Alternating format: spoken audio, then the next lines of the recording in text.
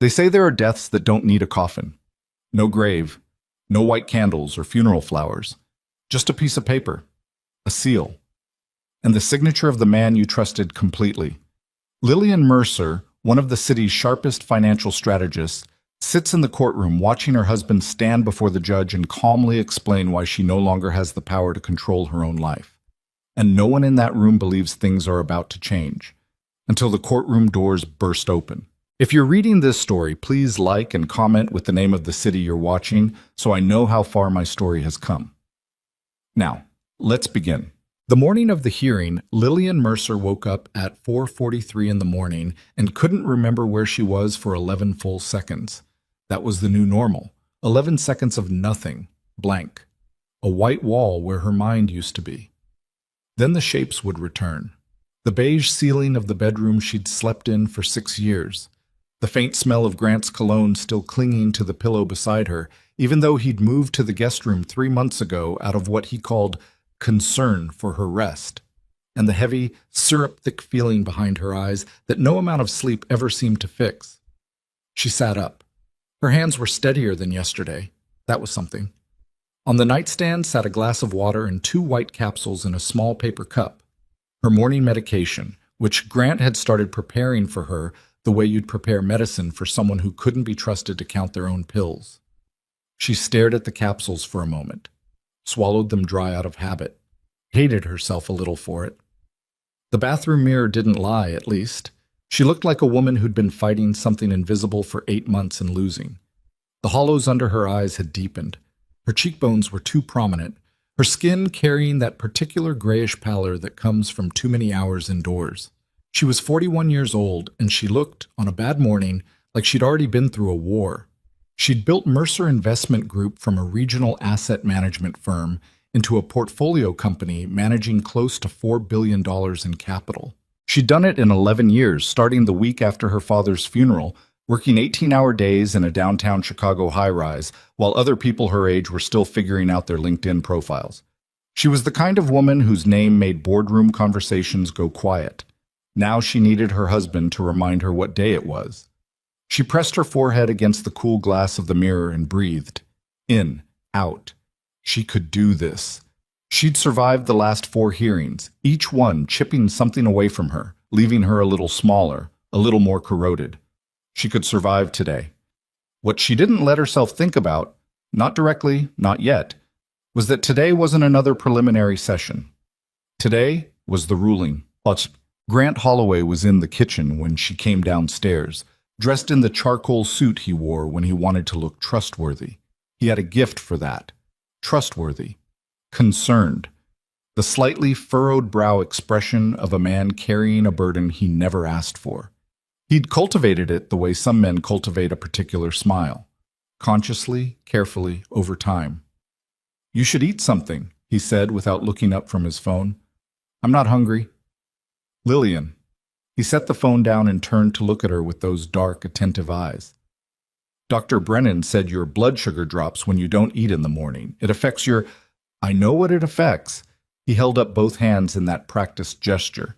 Patience, gentleness with a difficult person. "I'm just trying to help." She poured herself coffee. The first sip was the only good thing that had happened to her so far that morning. "Marcus will pick me up at 8:30. "I thought we'd ride together." She looked at him over the rim of her mug. "We won't." Something moved across his face. Not quite anger, something colder, more calculative. The flicker of a man adjusting his plan rather than losing his temper. Then the concern was back. "Okay," he said softly. "Whatever makes you comfortable." She didn't answer. She stood at the kitchen counter and drank her coffee and looked out the window at the gray November sky and thought about what it meant that she could no longer tell, with absolute certainty, which of her own memories were real. Marcus Chen had been her personal driver for 9 years.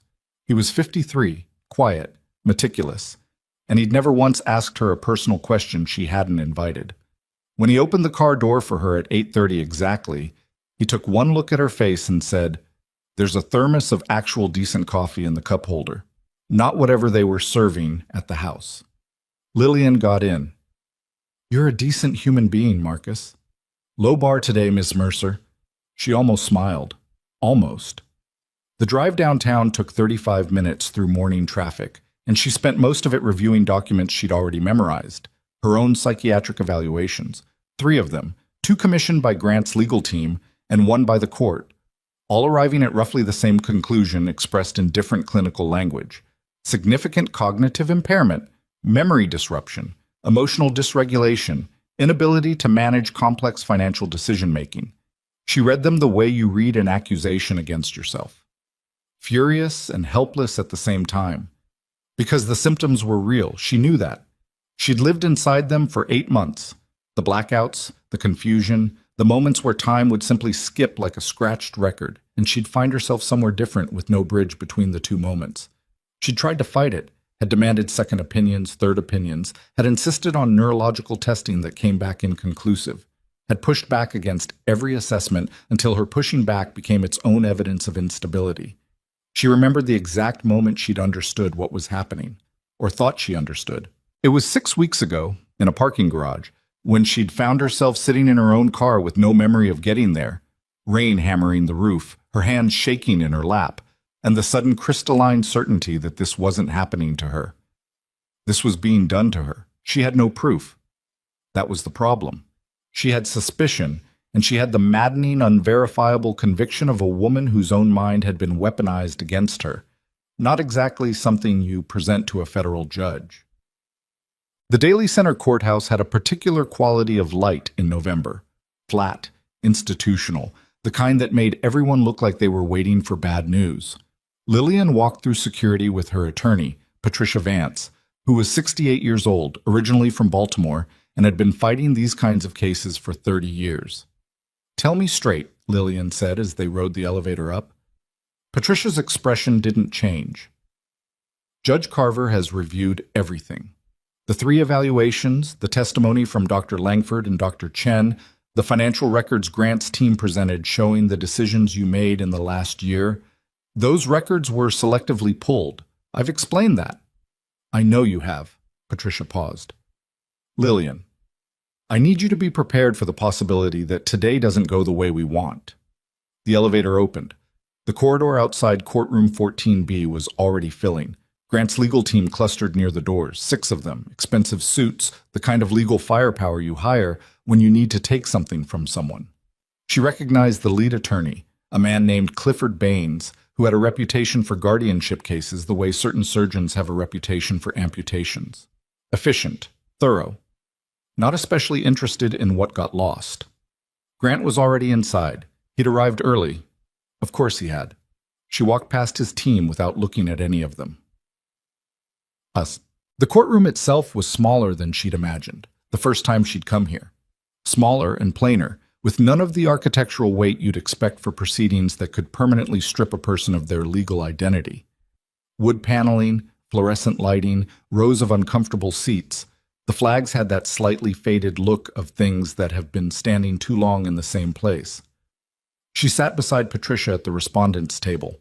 Across the aisle, Grant sat with Clifford Baines and the rest of his team, and he had the audacity, she'd noted this at every single hearing, to look sad. Not triumphant, not calculating. Sad. A man reluctantly doing what had to be done for someone he loved. She wondered how long he'd practiced that expression. The room filled slowly. Behind the bar, she was aware of faces she recognized. 2 of Grant's business associates, the financial journalist from the Tribune who'd written 2 pieces about her troubled state. A woman from the Mercer board she'd never quite trusted named Sandra Chu. They were here to witness, which meant they'd already decided what they were witnessing. Judge Eleanor Carver entered at 9:02 and the room rose. She was in her 60s, silver-haired, and had the demeanor of someone who had stopped being surprised by human behavior roughly 30 years ago. She settled herself, reviewed something on her desk, and began. The first 20 minutes were procedural. Patricia made a final motion to delay ruling pending an independent toxicology review that she'd been trying to obtain for 6 weeks. It was denied for the second time. Clifford Baines summarized his case in the smooth, efficient manner of someone reading a prepared text he'd already won with. The 3 psychiatric evaluations were formally entered into record. Dr. Langford testified briefly by video. a gray, distinguished-looking man who spoke about Lillian's condition with the detached authority of someone who had reached an unassailable conclusion. Lillian sat straight. She kept her hands still. She breathed. Grant testified. He was careful, measured, heartbroken. He described 8 months of watching his wife deteriorate, the night she'd driven to their lake house at 2 a.m. and didn't remember the drive, the board meeting where she'd reportedly become incoherent mid-presentation, the weeks where she'd refused to sleep, the weeks where she'd slept too much. He didn't exaggerate. He didn't need to. The documented incidents were damning enough, and he'd made sure they were documented. He paused at one point, pressing his fingers to his mouth briefly, composing himself. "I love my wife," he said. "This is the hardest thing I've ever done. She needs to be protected. From herself at this point. From herself." Lillian heard her own breathing, felt the particular quality of rage that has nowhere to go, compressed, dense, burning low in the chest like something that's been kept too long in a sealed container. Patricia cross-examined him. It was good. She'd prepared well, found 3 inconsistencies in the timeline, pushed him on the sequence of events that had led to the first psychiatric evaluation. He answered calmly. He had an answer for everything. Then Judge Carver asked if there was anything else before she proceeded to deliberation. Patricia stood, made one last argument for delay. Her voice was steady and precise and completely failed to move the room. The judge nodded, looked at her papers, removed her reading glasses and set them down, which Lillian had learned was the preparatory gesture for a ruling. This court has reviewed all submitted documentation, expert testimony, and the comprehensive evaluations conducted over the past 14 weeks. The main doors of the courtroom opened, not the way doors open when someone is being careful or polite, the way they open when someone has decided the room needs to know they've arrived. Both doors simultaneously, with enough force that the sound cut across the judge's voice. The bailiff moved. 2 of Grant's attorneys turned. People in the gallery twisted in their seats. 3 men walked in. The one in front wore a charcoal suit that cost more than most people's cars. He was perhaps 55, broad-shouldered without being heavy, with silver at his temples and the particular stillness of a man who had spent decades in rooms where one wrong word meant someone didn't leave. Behind him, 2 men in black, not obviously armed, but carrying themselves with the specific economy of movement that made the distinction irrelevant. The bailiff said, "Sir, this is a closed..." "Damien Vescari." The man said it flatly. Not as an introduction, as an answer to a question no one had asked yet. "I have documentation pertinent to this proceeding.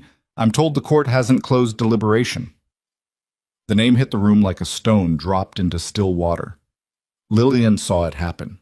The ripple moving outward from the center, faces changing, postures shifting. Even Judge Carver, who had seen 30 years of Chicago's ugliest human behavior, went very still. Damien Vescari, the name that appeared in federal indictments that never quite managed to stick. The name that 3 different investigative journalists had spent careers trying to put on the front page of something that would hold up.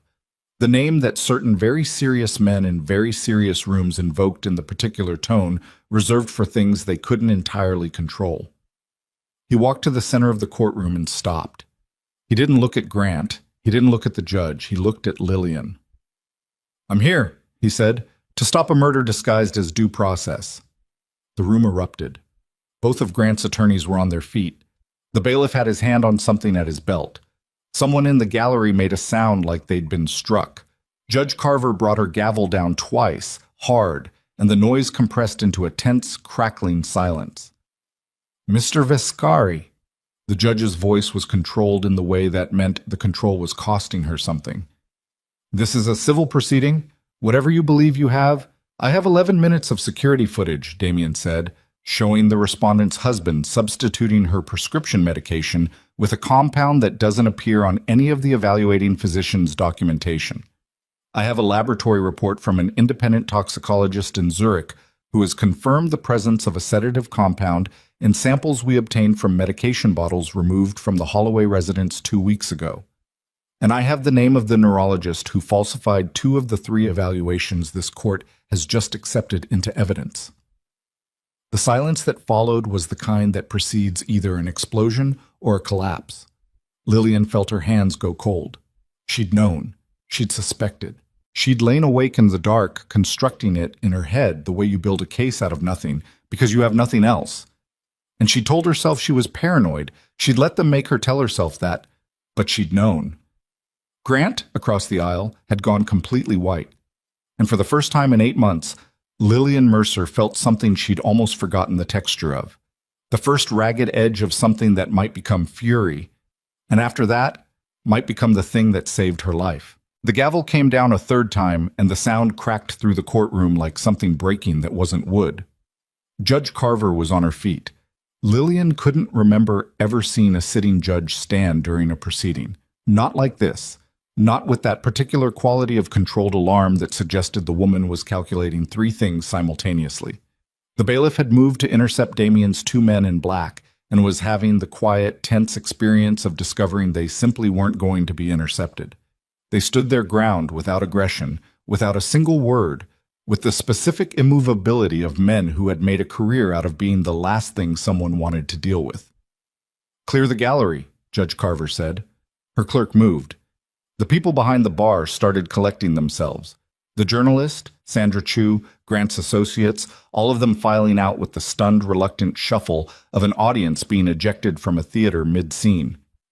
Sandra Chu looked back once as she reached the door, and Lillian caught her eyes and watched something complicated happen behind them. Not surprise, not quite guilt, something more specific than either. She filed that away. Patricia had her hand on Lillian's forearm, a steadying grip, firm enough to communicate something. "Stay seated. Don't move. Let this happen." Lillian hadn't planned to move. She was doing everything she could to breathe normally, which was harder than it should have been, because her heart was doing something irregular and unpleasant in her chest, and the sensation of 8 months of sedatives being metabolized out of a system that was finally beginning to clear was not a comfortable one. Across the aisle, Grant had rearranged his face. The phone was gone, back in his pocket, or passed to Baines under the table, she couldn't tell. The grief-stricken husband expression had been replaced by something more neutral, more controlled, the face of a man who had prepared contingencies. She'd spent 6 years believing that quality in him was executive composure. She understood now it was something different, the composure of a man who always had an exit. Clifford Baines was on his feet, hand raised toward the judge. "Your Honor, I have to object to this entire, whatever this is. This individual has no standing in this proceeding, and whatever documentation he claims to possess—" "Sit down, Mr. Baines." Judge Carver's voice had a new quality, not louder, sharper. "Mr. Viscari, you're going to explain to me in precise terms what you've brought into my courtroom, and then I'm going to decide whether to have you removed or whether this court needs to take a 2-hour recess. Choose your next words carefully." Damien Viscari had not moved from the center of the floor. He stood with his hands at his sides, perfectly still, the way a man stands when he's been in far worse rooms than this one and has learned that stillness itself is a kind of authority.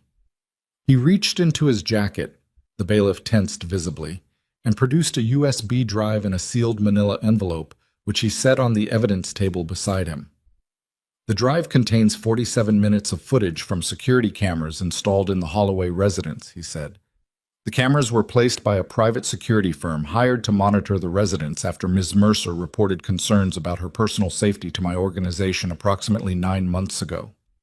Lillian heard Patricia make a small, involuntary sound beside her. She'd told them about Lillian.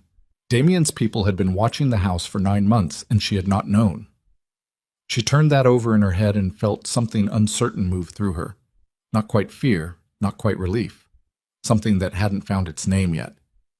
The footage, beginning at timestamp 2 hours, 14 minutes, shows the individual identified as Grant Holloway entering Ms. Mercer's private bathroom on 17 separate occasions captured over a 6-week period, removing her prescription medication bottles and returning them minutes to hours later. The laboratory analysis in the envelope confirms that bottles recovered from the residence contain clonazepam and a proprietary sedative compound not listed on any of Miss Mercer's prescriptions. The dosage levels are consistent with producing the symptoms documented in all 3 psychiatric evaluations submitted to this court. The air in the room had changed. Lillian couldn't identify exactly how. The temperature was the same, the light was the same, but something had shifted in the molecular composition of the space. Some charge had altered. Baines said, "This is fabricated." The toxicologist is Dr. Anneliese Vogel of the University of Zurich. Damien didn't look at Baines when he said it. He was still watching the judge. She has 30 years of forensic pharmacology, has testified in 11 international criminal proceedings, and has no existing relationship with any party in this case. You're welcome to attempt to impeach her. Grant said quietly, "This is insane." It was the first time he'd spoken since Damien had entered the room. His voice was controlled. Almost. There was a threat of something underneath it. Not panic, not yet, but its precursor. The way a foundation develops a hairline fracture before the wall knows it's going to fall. Lillian turned to look at him directly for the first time all morning. He didn't look back at her. That was the tell. Grant Holloway, in 6 years of marriage, had always met her eyes, had made a habit of it, had turned it into a weapon. That direct, unwavering attention that made you feel seen and therefore trusted. He was looking at a point somewhere between Damien and the judge, and his jaw was doing something small and repetitive. She turned back to the front of the room. Judge Carver had taken the envelope. Her clerk had the USB drive. The judge turned the envelope over in her hands twice without opening it, the gesture of someone thinking rather than hesitating, and then she looked up. "I'm calling a 2-hour recess. Mr. Viscari, you will remain available to this court. Mr. Baines, I'll hear a response brief when we reconvene. Bailiff, please escort the parties to separate waiting areas." She stood. Everyone stood. She was gone through the side door before the echo of chairs had settled. The waiting room they put Lillian and Patricia in was a small, fluorescent-lit space with a water cooler and 4 chairs that had been chosen by someone who didn't want people to get too comfortable. Patricia closed the door and turned around and looked at Lillian with an expression she hadn't seen on the older woman's face before. "Did you know about this?" Patricia said. "No." "Lillian, no." She sat down. Her legs had started to feel unreliable, not from fear but from the specific physical exhaustion of a body that had been held too tight for too long, beginning, incrementally, to release. "I didn't know Viscari had footage. I didn't know anyone had footage. I went to his organization 9 months ago because I didn't know where else to go, and I needed someone who operated outside the systems that Grant had already contaminated. I asked for information. I didn't know what they were doing beyond that." Patricia sat across from her. "Why Viscari?" It wasn't a question. It was the sound of a lawyer absorbing a fact she didn't like. "Because he had reasons to pay attention to what happens inside Mercer Investment Group," Lillian said. "Because his organization has intersecting interests with several of our largest institutional clients, and he was aware of certain irregularities in the way some of those accounts had been managed since Grant started taking a more active role in operations. And because," she stopped, pressed her fingertips against her temple, "because I had run out of people I trusted who were accessible to me. Grant had been very careful about that, very thorough." Patricia was quiet for a moment. "How thorough?" Lillian looked at her hands. "My CFO, Raymond Holt. I thought Raymond was loyal to me. He's been with the company 8 years. I promoted him personally. 4 months ago, he submitted an evaluation of my capacity to manage the company to Grant's legal team, voluntarily. I didn't know until I saw it in the discovery documents last month. I saw that evaluation. Did you know he also altered 3/4 of reporting data before submitting it? That the numbers he showed to the 2 psychiatric evaluators as evidence of my deteriorating judgment were revised?" Patricia's expression shifted. "That's a serious allegation." "Yes." "Do you have proof?" Lillian was quiet. "That's what I thought." Patricia leaned forward, elbows on her knees. "Lillian, listen to me. Whatever Viscari has brought into that courtroom, if it's legitimate, if the footage holds up, if that toxicology report survives scrutiny, this case changes significantly. But you need to understand that whatever relationship you have with that man is going to become part of the record. The nature of your communication with him, the timing of when you approached him, all of it, Grant's team will use it." "I know." It opens questions about your judgment that I know. Her voice came out flat and hard, with more edge than she'd intended. She took a breath. I know it opens questions. I know how it looks. A woman who goes to a man like Damien Viscari for help doesn't look like someone whose judgment is intact. I knew that when I did it. I did it anyway because the alternative was sitting in that courtroom this morning and watching a judge hand my life to my husband, and I was not going to do that. Patricia studied her for a long moment. Something in the older woman's face resolved into a decision. All right, she said. Tell me everything. Everything you know, everything you did, everything you suspect. We have 2 hours. They didn't get 2 hours. 50 minutes into the recess, Patricia's phone buzzed. She looked at the screen. Her face did something subtle and immediately controlled. What? Lillian said. There are federal agents in the building. Patricia stood. 3 of them, according to the text I just received from a colleague on the 4th floor. FBI, Financial Crimes Division. Lillian felt the floor shift slightly beneath her. That was fast. Viscari's people were prepared for today. They had federal contact points ready before he walked through that door. Patricia was already moving, gathering her files. This wasn't improvised. Whatever this is, it's been planned for a long time. That landed somewhere uncomfortable. Lillian filed it away beside the thought she'd had about Sandra Chu's face in the gallery, the specific, layered quality of a thing she didn't yet know how to read. Chin. When the recess ended and the parties reconvened, the courtroom felt different, not in its physical dimensions, the same flat light, the same flags, the same institutional wood, but in the quality of attention filling it. 2 men in dark suits sat in the back row of the gallery that was otherwise still cleared of civilians. They had the specific, patient stillness of people who were watching and taking notes inside their heads rather than on paper. Clifford Baines opened with a motion to strike Damien's evidence on grounds of illegal surveillance, unauthorized entry, and chain of custody violations. It was a competent motion, delivered with the smooth authority of a man who'd made these arguments successfully before. Damien's attorney, who had materialized during the recess, a lean woman named Carter, who spoke as though she'd been awake for 36 hours and found that in acceptable condition, dismantled it in 11 minutes by presenting documentation of the security firm's licensing, a signed consent form from Lillian, dated 14 months prior, authorizing monitoring of the marital residence that Lillian had frankly forgotten she'd signed, and a certificate of evidence handling from a forensic laboratory in Delaware. Baines's second motion went faster.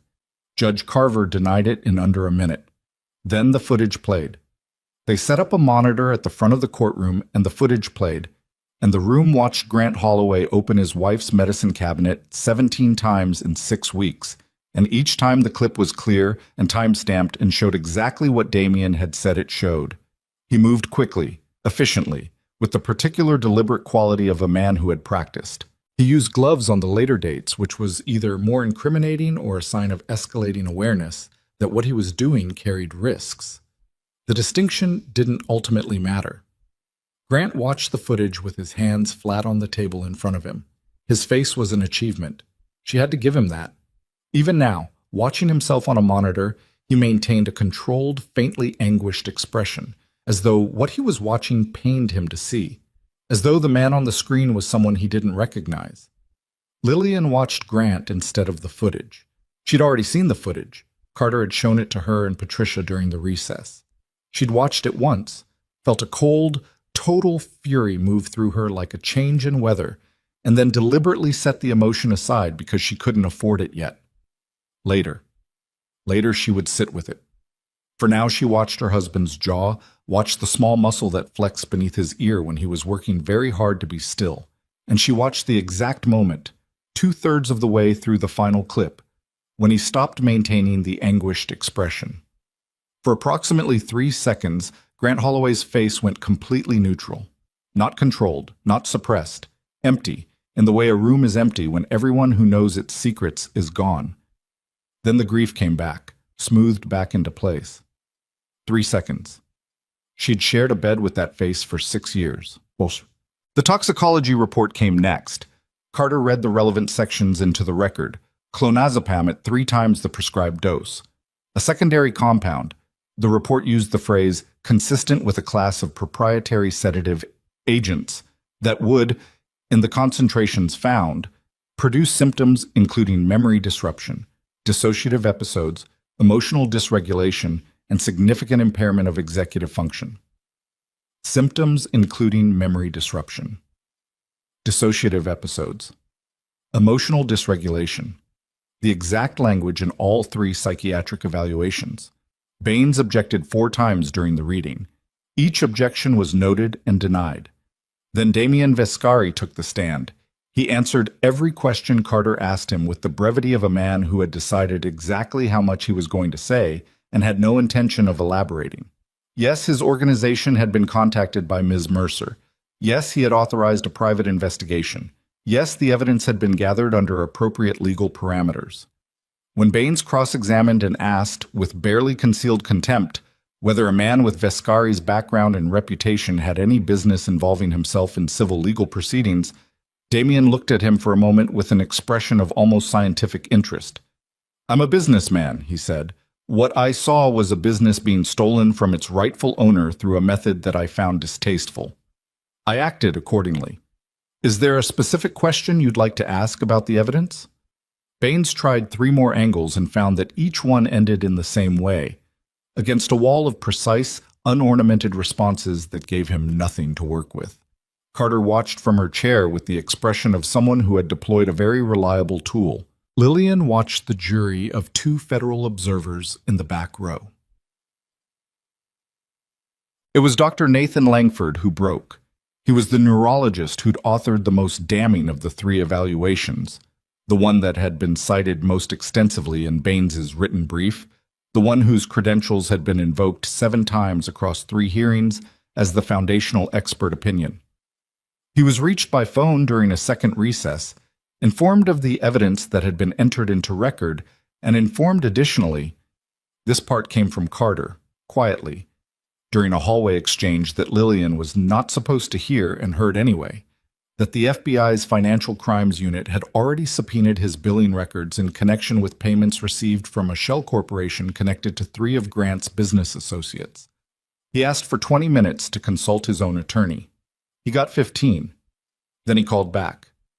Carter came into the waiting room where Lillian and Patricia sat and said, with no particular expression, "Langford is prepared to testify that his evaluation was prepared in collaboration with Grant Holloway's legal team, that he was provided with the symptom profile in advance and asked to construct an evaluation that supported a predetermined conclusion, and that he was paid $240,000 through a third-party financial instrument to do so."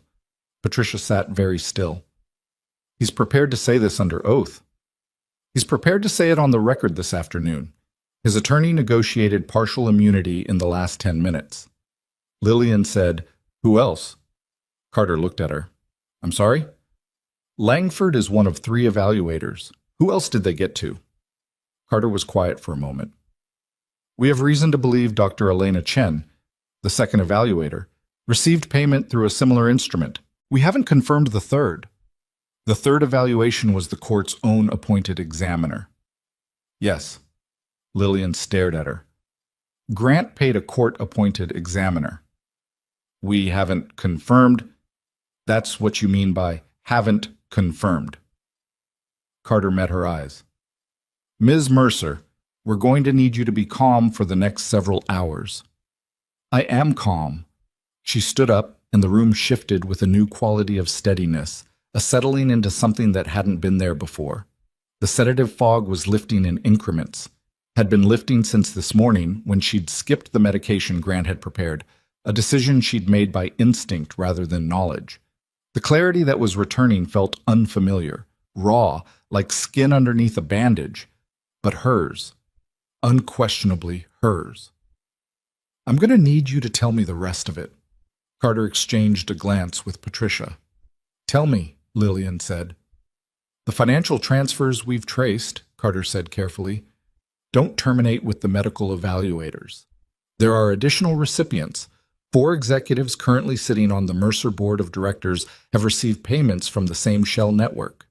The amounts are consistent with compensation for cooperation in a structured plan to have you declared legally incompetent and transfer operational control of Mercer Investment Group to your husband. 4 board members. Lillian ran the names in her head, felt them click into place against 6 months of meetings where she'd sensed something misaligned, board votes that had gone subtly wrong, small decisions she couldn't quite explain. 4 board members. And Raymond Holt, and the 2 psychiatric evaluators, and whoever the court-appointed examiner turned out to be, and however many private investigators and attorneys and functionaries a plan like this required to execute. "How long?" she said.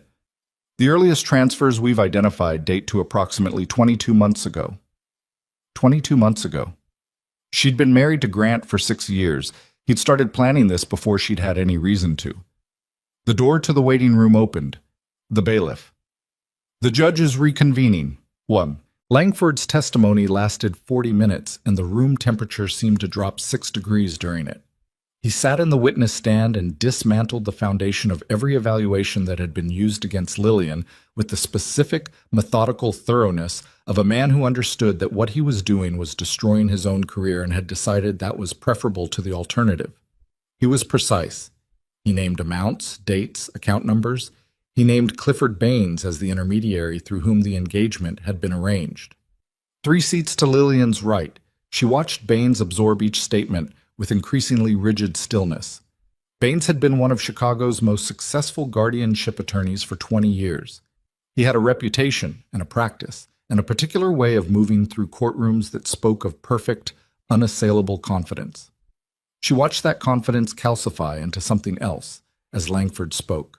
Not panic, not quite, but its structural equivalent. A load-bearing wall understanding it had been built on the wrong foundation. When Langford finished, Baines asked for a 15-minute recess. Judge Carver looked at him for a long, unreadable moment. "Denied." Then she turned to Grant.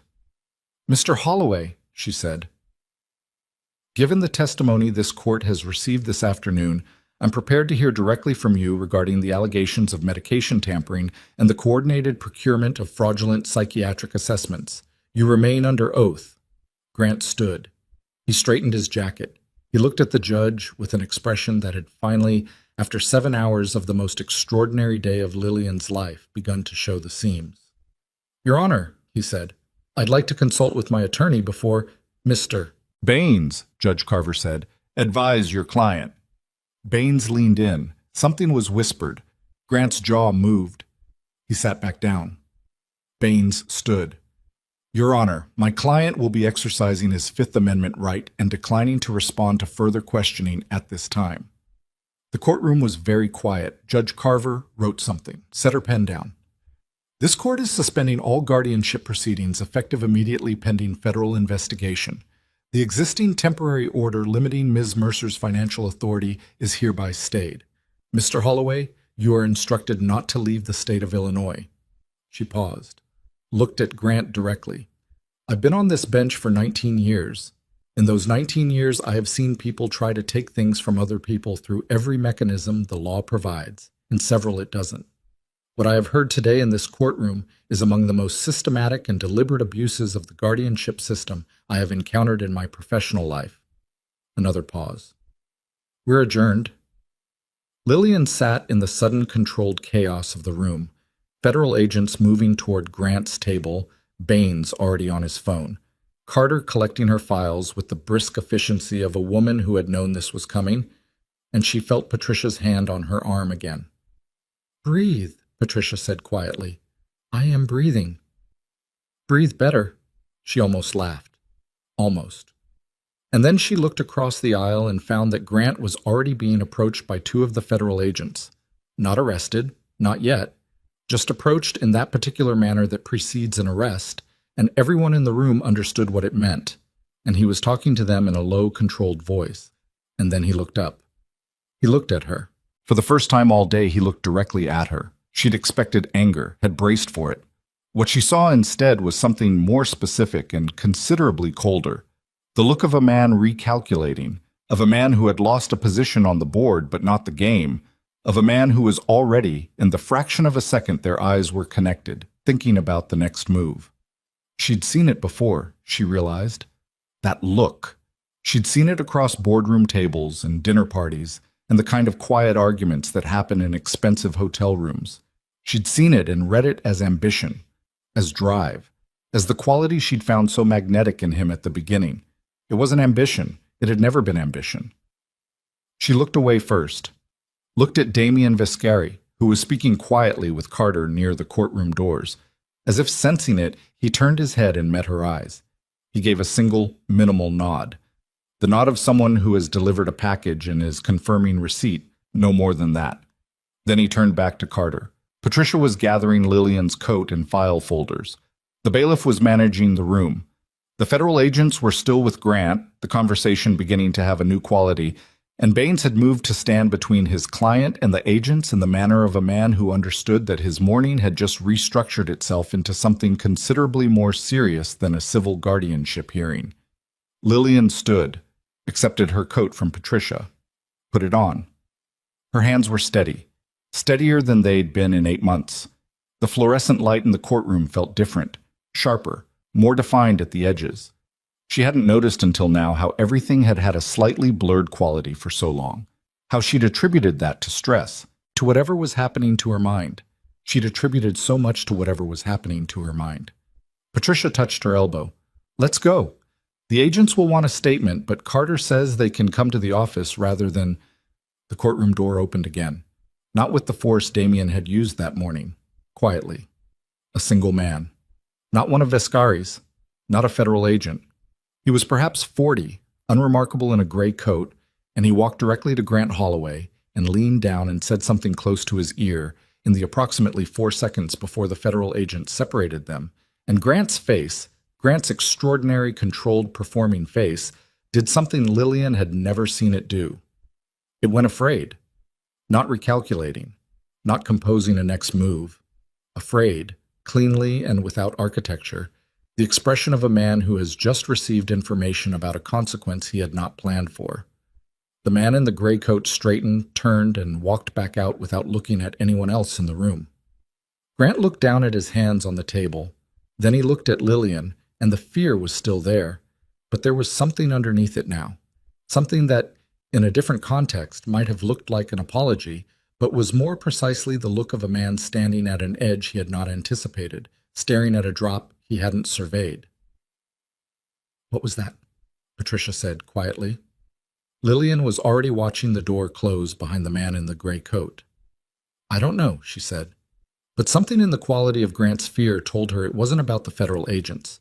It wasn't about the footage or the toxicology report or Langford's testimony. It was about something else entirely, something that existed in whatever layer of this situation lived beneath the one she could see, in whatever architecture Damien Viscari hadn't yet decided to show her, in whatever the man in the gray coat had just communicated in 4 seconds that had done what 7 hours of courtroom destruction had not quite managed. The man in the gray coat was gone before Lillian reached the courthouse corridor. She pushed through the side door 30 seconds after he'd left, Patricia calling something behind her, and she made it to the hallway and looked both directions, and there was nothing. A janitor with a cart at the far end, 2 clerks talking near the elevator bank, the ambient institutional noise of a building that processed human disasters with the same indifferent efficiency as everything else. The gray coat had simply ceased to exist in the way that people cease to exist when they've been trained to. She stood there for a moment with her heart doing something irregular and her coat half on and the fluorescent light of the corridor making everything look slightly wrong around the edges. Patricia caught up with her. "Lillian, stop. Did you see which way he went?" "No, and it doesn't matter right now. The federal agents want us in a conference room on the 3rd floor in 20 minutes, and we need to—" "It matters." She turned to look at her attorney. Grant was afraid not of the FBI, not of the evidence. Whatever that man said to him in 4 seconds did something that 7 hours of this didn't. That's not nothing. Patricia studied her with the expression of a woman conducting a rapid internal assessment. "You're right that it's not nothing. You're also right that it's not your problem in the next 20 minutes. The FBI is your problem in the next 20 minutes. Can you hold the rest of it for 20 minutes? Lillian breathed in, out, put her other arm through her coat sleeve. "Yes." She wasn't sure that was true. But she was getting better at saying things she wasn't sure were true, which was an adaptation she hadn't needed before Grant had systematically dismantled every other tool she had. The conference room on the third floor had better lighting than the courtroom, which made it worse in a different way. Brighter, more exposed. Special Agent Dana Reyes was 40-something, compact, with the kind of watchful stillness that doesn't come from training alone, but from years of sitting in rooms where the thing you're looking for is what people choose not to say. Her partner, Agent Toll, was younger and took notes in a small black notebook with a mechanical precision that Lillian suspected was partly performance. Carter was already there. She'd beaten them to the room, which told Lillian something additional about the degree to which today had been choreographed. Ms. Mercer. Reyes didn't extend her hand. Gesture of neutrality, not hostility. I want to be direct with you about where we are. We've been investigating financial irregularities connected to Mercer Investment Group for approximately 5 months. What happened in that courtroom today accelerated a timeline we'd been building carefully. That's not a complaint. The evidence Mr. Vescari introduced is significant, but it means we're now moving faster than we'd planned, and I need your cooperation to fill in gaps. Lillian sat. Carter sat beside her. Patricia took the seat at the end. Ask, Lillian said. Raymond Holt. She'd been expecting Grant's name first. The sequence told her something. My CFO. Former CFO, as of this morning. He tendered his resignation approximately 90 minutes ago, which suggests he knew what was coming before the proceedings ended. We'd like your account of your professional relationship with Mr. Holt, specifically the last 18 months. Lillian took her through it. Methodical. Dates, decisions, the specific moments she could identify in retrospect as inflection points. The quarterly reports that had seemed slightly off in ways she couldn't isolate. The board presentations where data she knew to be accurate appeared in different configurations. The gradual sense that the information flowing to her about her own company had developed a filter she couldn't see through. She talked for 12 minutes without stopping, and Reyes listened without interrupting, which was its own kind of pressure. When she finished, Reyes said, Were you aware that Mr. Holt had a prior professional relationship with your husband before your marriage? The room temperature didn't change. The light didn't change. Something changed anyway. No, Lillian said. They worked together at Arrowwood Capital Partners from 2013 to 2016. Mr. Holt left Arrowwood approximately 8 months before you hired him at Mercer. Lillian heard that sentence arrive, felt it settle, ran the mathematics of it, the timeline, the sequence, the implications of a man she'd trusted with the financial infrastructure of her company having been chosen and placed and positioned not by accident and not by the executive recruitment firm she'd hired, but by the specific patient orchestration of someone who had been planning this long before she'd understood there was a plan. He wasn't recruited, she said. It came out very quiet. I recruited him. I found him through a search firm. The search firm that placed him had a consulting relationship with a holding company connected to your husband's personal investment portfolio. Patricia made a sound. Reyes looked at her briefly. How long? Lillian said. Reyes and Toll exchanged a glance. The kind that carries information between two people who've already discussed how much to release and when. Ms. Mercer, Reyes said, based on the financial trail we've developed, the earliest evidence of coordinated planning between your husband and individuals currently under investigation dates to approximately 3 years before your marriage. The conference room was very quiet. 3 years before the marriage. Lillian had met Grant at a charitable investment forum. He'd been charming and perceptive and had known, specifically and impressively, the details of 3 deals she'd completed that quarter. She'd found that attractive, had read it as research, as the sign of a serious person, had found it flattering that he'd done his homework. He'd been doing his homework for 3 years before he met her.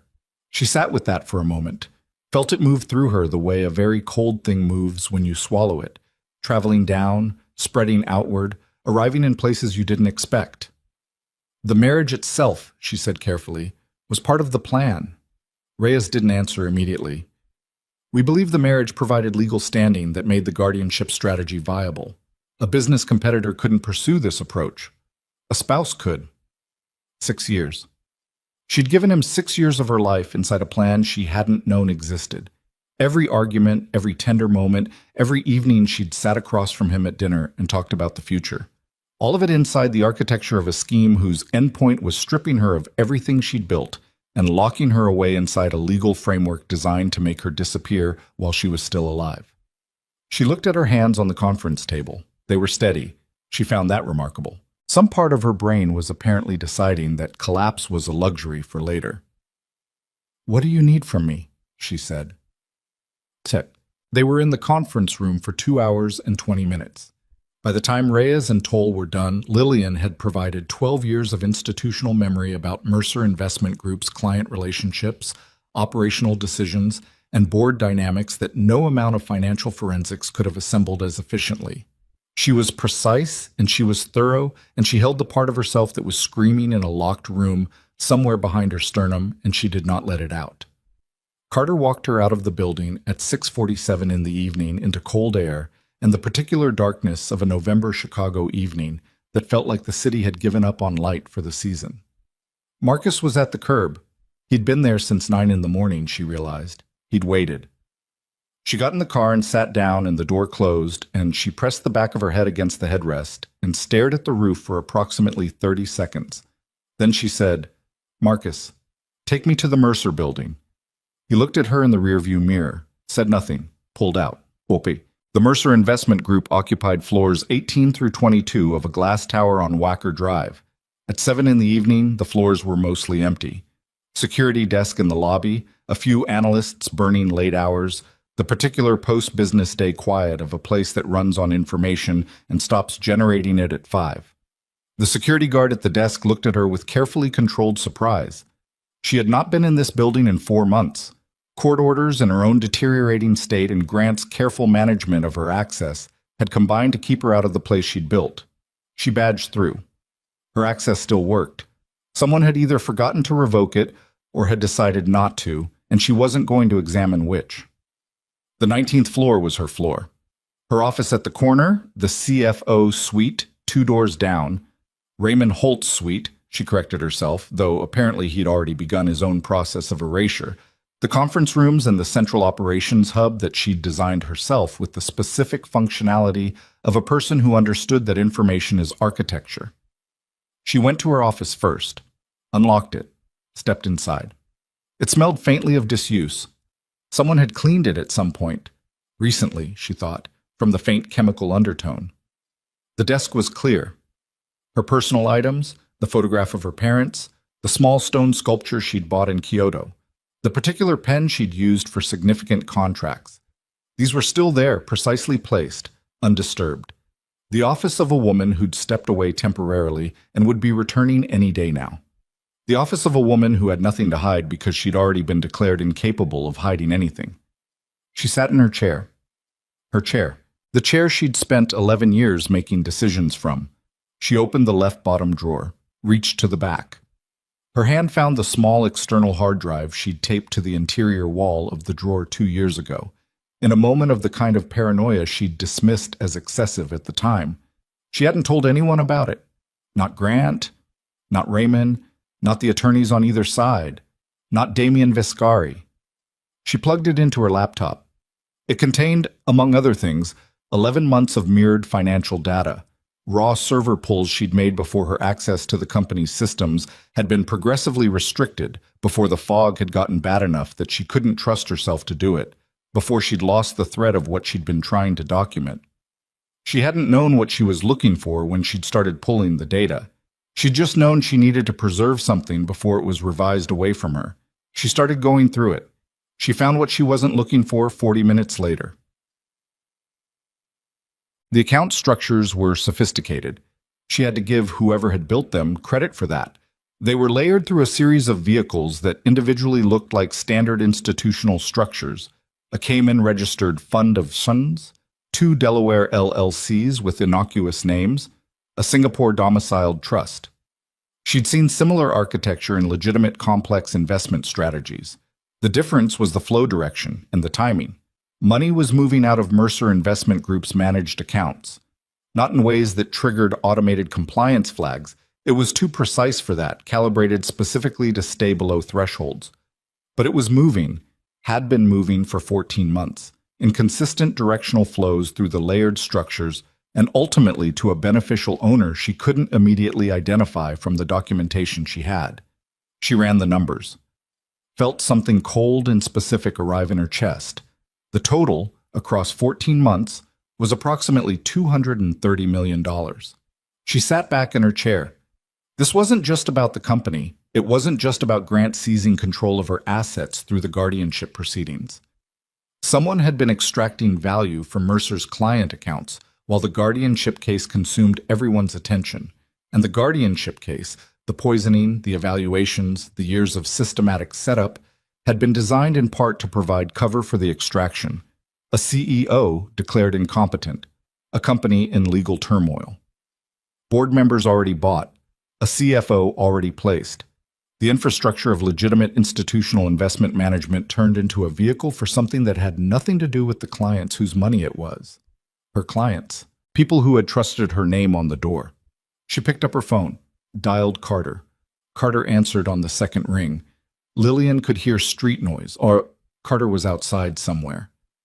Ms. Mercer, is something... I'm at the Mercer building.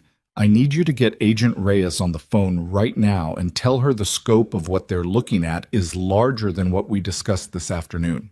She pulled up the account structures on her screen. Tell her we're not talking about a guardianship fraud. We're talking about a $230 million extraction scheme that used the guardianship as operational cover. I have 14 months of source data. A pause.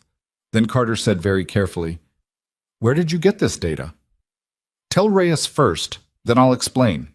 She hung up, turned back to the screen, started pulling the thread of the beneficial ownership structure, following the corporate trail with the specific, methodical focus of a woman who had spent 20 years understanding how money moves through systems designed to obscure its movement.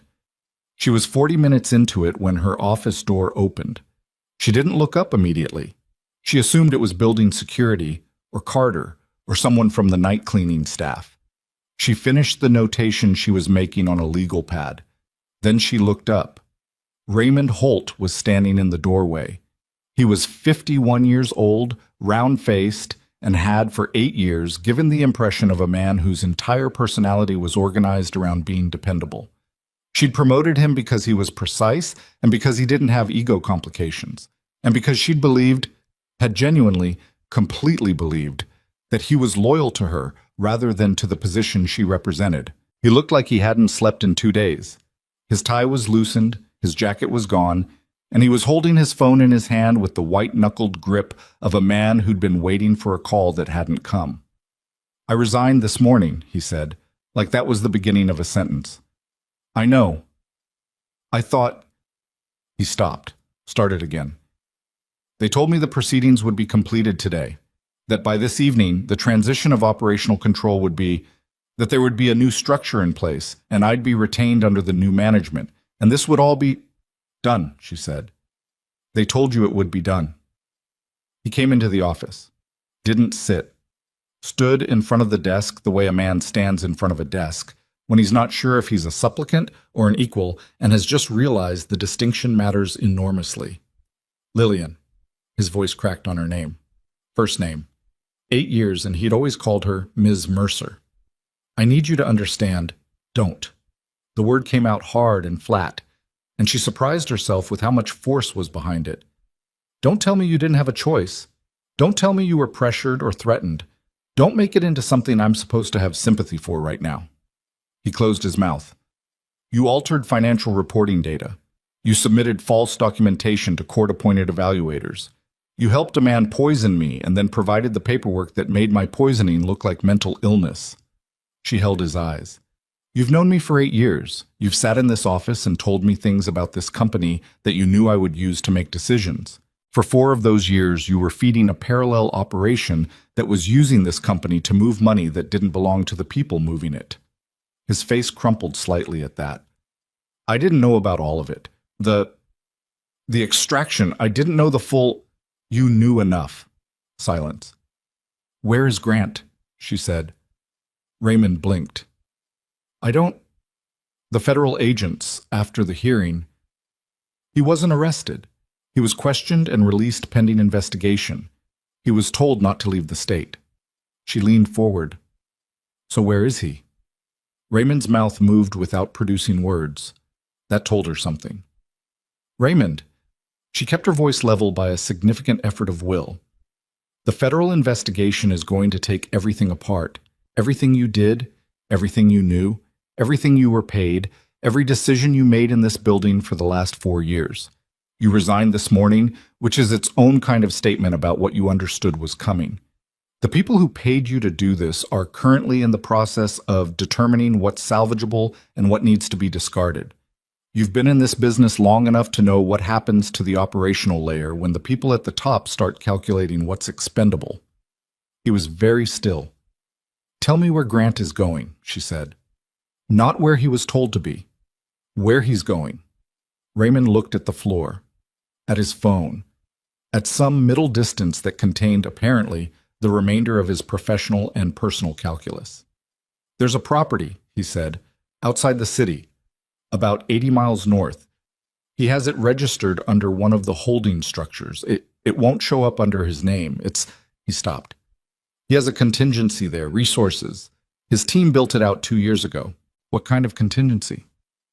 Documents, cash reserves, contacts. Raymond's voice had dropped to something barely above murmur. The kind of contingency you build when you know that a plan might need to abort. So Grant had always known this could fail. Had planned for this the way he'd planned for everything else. Ahead of schedule. Under a name no one would find without knowing where to look. And the man in the gray coat in the courtroom, the message delivered in 4 seconds that had put fear on Grant's face, hadn't been a threat from the federal investigators. It had been a signal from whoever was above Grant in this structure. A signal that the abort was being called and the contingency was being activated and that Grant needed to move.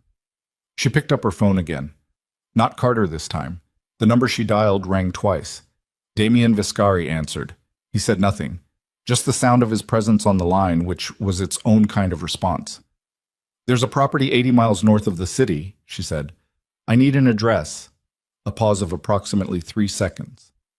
You're at your office. How did you eat? You badged in 47 minutes ago. I still have active monitoring on the building. Not apologetic, not particularly explanatory. Simply a fact, offered in the manner of a man for whom surveillance was administrative rather than invasive. Stay where you are. My people will come to you. Grant is already moving. I know. Another pause, then in a tone that had no particular emotion in it, but carried a specific weight. Ms. Mercer, the man who entered the courtroom this afternoon, the gray coat, he wasn't a messenger from Grant's associates.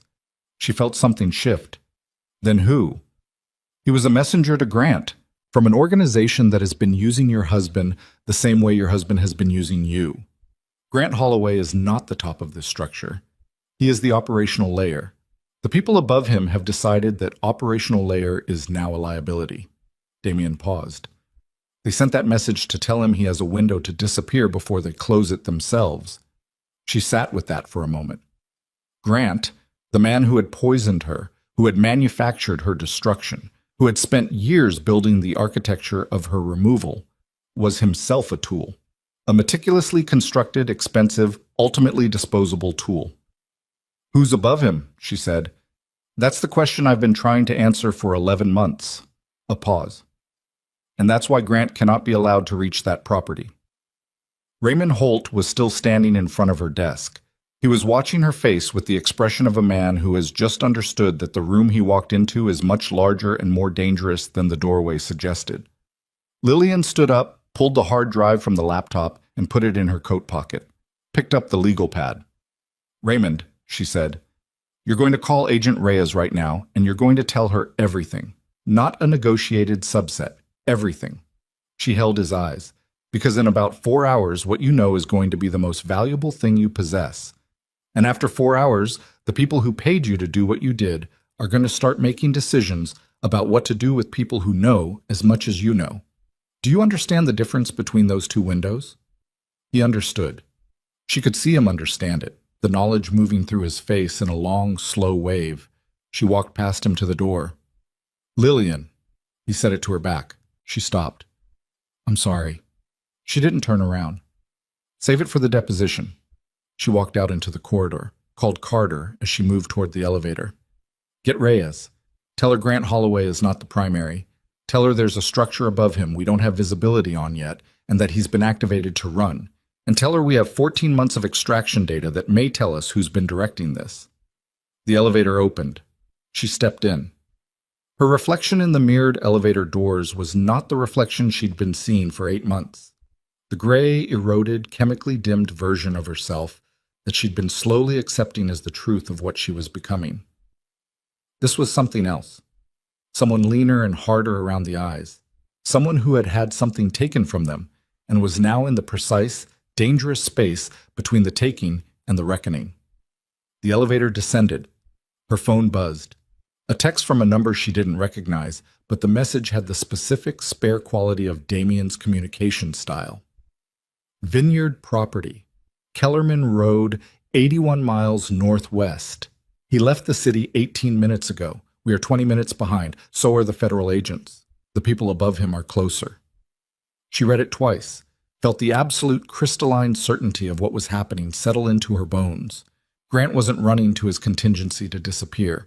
He was running to his contingency because the people who controlled him were sending someone to close the file, and the only thing Grant Holloway had left to trade with was the information he carried in his head. The names, the structures, the full architecture of a scheme that was worth $230 million and possibly more. And if the people above him reached him before anyone else did, that information— The elevator hit the lobby and Lillian was moving before the doors finished opening. Marcus was still at the curb. She didn't know why she was surprised. He'd waited 9 hours, what was another 20 minutes. And she pulled the door open herself before he could get out and said, "Kellerman Road, 81 miles northwest. Drive like we're late." He looked at her once in the mirror. Put the car in gear. She called Carter. "Where's Reyes?" "On her way to the Mercer building. I'm not at the building anymore. Tell her Grant is running to a property on Kellerman Road, 81 miles northwest of the city. Tell her there are parties converging on that location who are not federal agents and who have reasons to ensure Grant Holloway doesn't produce a statement for anyone." A pause. "Tell her to move fast." She hung up, dialed Damien. He answered immediately. "You're in a car." 20 minutes behind you. "What do you have on the property?" 12 acres. A main house, 2 outbuildings, underground storage. It was built out as a functional safe house. Power generation, communication array, vehicle access from 3 approach roads. A brief pause. The sound of movement underneath it. "Grant isn't alone. He has 2 men with him, former private security, and the people above him. We've identified 2 vehicles that left the city in the 30 minutes after the courtroom. Different routes. They're converging." "How many?" "Enough to be a problem." He said it without particular inflection. A man stating weather conditions. "Miss Mercer, this is not the courthouse. Whatever happens at that property tonight, I know what it is. You should stay with your attorney and let my people and the federal— Grant has information in his head that ends this tonight or disappears tonight. You know that. I'm the only person with enough standing to make him produce it before either your people or the federal agents or whoever sent the gray coat gets to him first." She watched the city lights blur past the window. "He spent 6 years trying to destroy me. He'll talk to me in a way he won't talk to anyone else. He still thinks he understands how I think." Silence. Then, "The main road turns to gravel past the Kellerman Road sign. Don't use headlights after the turnoff." He disconnected. Marcus hadn't said a word.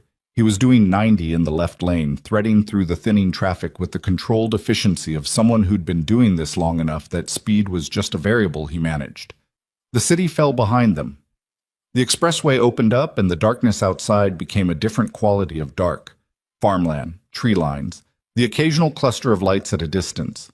Lillian turned the hard drive over in her coat pocket. $230 million. 14 months of data. The financial architecture of a scheme whose top layer she still couldn't see. Built by people who had used her husband the way Grant had used everyone around him. As a mechanism, a precision instrument, something you deploy and then retire. She thought about the 6 years. Tried not to and did it anyway, the way you probe a damaged tooth. Not because it helps, but because the alternative is pretending it isn't there. She stopped after approximately 90 seconds, put it back in the locked room behind her sternum, and left it there. There was one thing left tonight, and she was going to finish it. The gravel turnoff was invisible from the main road. No sign, no reflectors, a gap in the tree line that you'd miss at speed. Marcus found it anyway, slowed, killed the headlights, and took the turn. The drive through the darkness was approximately a mile, gravel pinging against the undercarriage, tree canopy overhead blocking what little there was of a moon. Lillian could see, maybe a quarter-mile ahead, the low amber glow of exterior lighting that hadn't been turned off, which meant Grant had arrived already and either didn't care about visibility or hadn't had time to think about it, and neither of those options was reassuring. Marcus stopped the car where the tree line ended and the open ground of the property began. "This is as far as I go," he said. First words in 90 minutes. "I know." She opened her door. The night air was cold, wet, carrying the smell of late November earth and the distant animal scent of rain that was coming but hadn't arrived yet. "Miss Mercer?" She looked back. Marcus was looking at her in the darkness with an expression she couldn't fully read. "You've been my employer for 9 years. In those 9 years, I've seen you do things in boardrooms that most people couldn't do. Tonight is different. I know it's different. I want you to know that I'm aware of that." She held his eyes for a moment. "Stay with the car. If things go wrong, there will be federal agents on this road within 15 minutes. Direct them to the main house." She got out, closed the door quietly, started toward the amber light. The property resolved out of the darkness as she moved toward it. A long, low-slung house, modernist, the kind of architecture that tries to look austere and instead looks expensive, with a wide gravel apron in front and a detached outbuilding to the left that had the functional shape of a generator housing. 2 vehicles were on the apron. One she recognized as the car Grant used for personal travel. The other was a black SUV she didn't know. Damien's people, or the others. She didn't have time to determine which. She was 50 feet from the front of the house when the outbuilding door burst open. 2 men came out fast, not running, moving with the rapid, controlled directness of trained people executing something. One of them had his hand inside his jacket. The other was talking into a phone. She stopped moving. Her heart was doing something complicated, and she focused on breathing, on keeping her hands visible, on the specific discipline of not looking like a threat because she wasn't one and looking like one would be the last mistake she made. The man with his hand in his jacket clocked her and stopped. "Who are you?" Not a question. A demand issued by someone who had moved past the stage of caring about social conventions. "Lillian Mercer." She said it with the same flat directness she'd used in courtrooms for 11 years. "I own Mercer Investment Group. My husband is in that house. I need to speak with him." The 2 men exchanged a look that contained an entire conversation. The one with the phone said something into it she couldn't hear. There was a pause. Then he looked at her with an expression she couldn't categorize. Not hostile, not welcoming, something more purely assessing. "Inside," he said. The interior of the house was clean and functional in the specific way of a place that has been designed for use rather than comfort. Concrete floors, minimal furniture, lighting that was practical rather than aesthetic. The main room had a central table covered in documents and 2 laptops running, and there were 2 more men she didn't recognize stationed near the far wall, and there was Grant. He was standing at the table with his back to the door, and he turned when she came in, and for a long, suspended moment, they simply looked at each other across 12 feet of concrete floor and the ruins of 6 years and the specific, irrevocable territory of what he'd tried to do to her. He looked worse than he had at the courthouse. The composure was still there, but thinner now. Structural rather than instinctive. The kind of control you maintain not because it's natural, but because dropping it would accelerate your own collapse. There was a cut on his left hand she hadn't noticed before, fresh, already dried at the edges.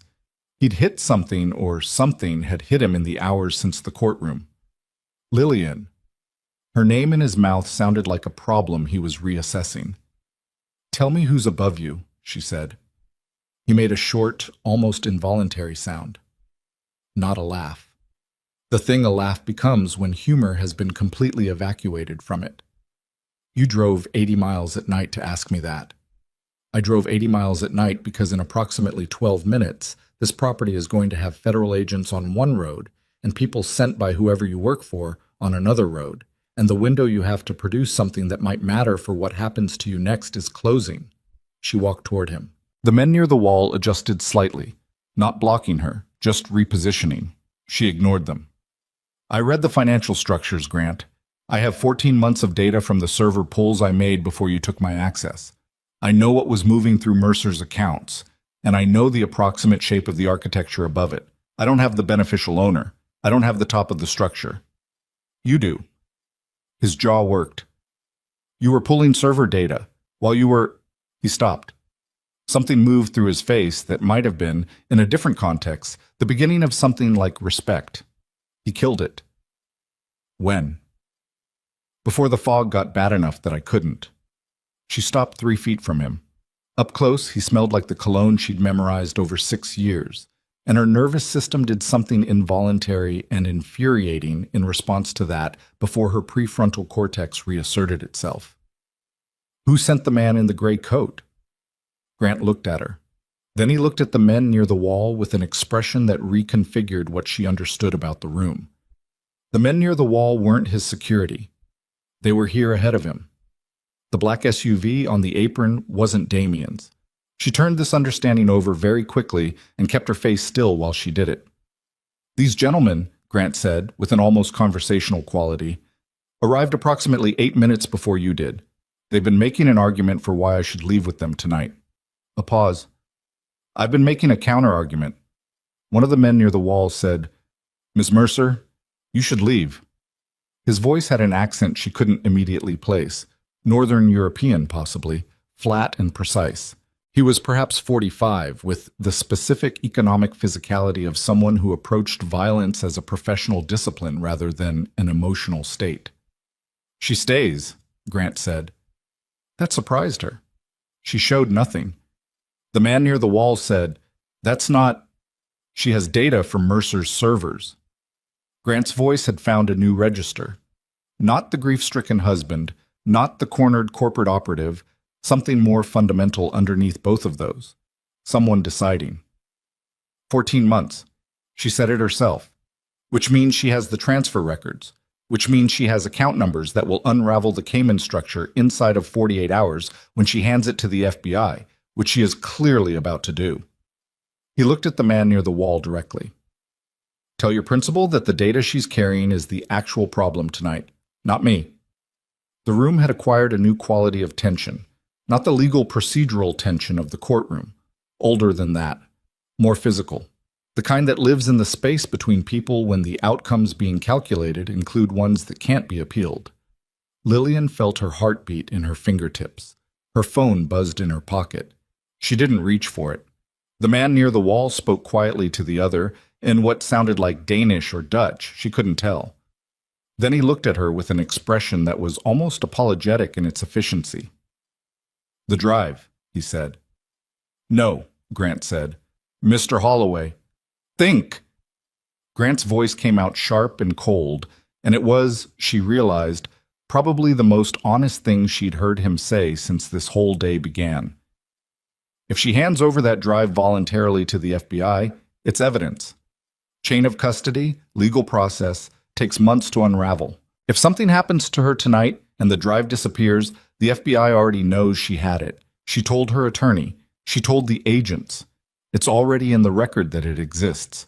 Destroying the drive and destroying her creates a murder investigation on top of a federal financial case, and you will have every resource this country has pointed directly at whatever's left of the structure. He was breathing harder now.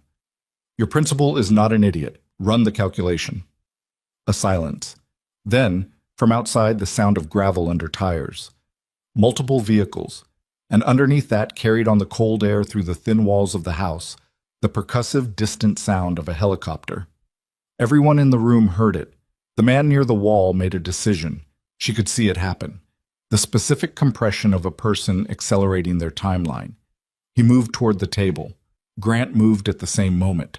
What happened in the next 4 seconds was fast and ugly and did not have the choreographed quality of the action sequences Lillian had seen in theaters, which were nothing like this.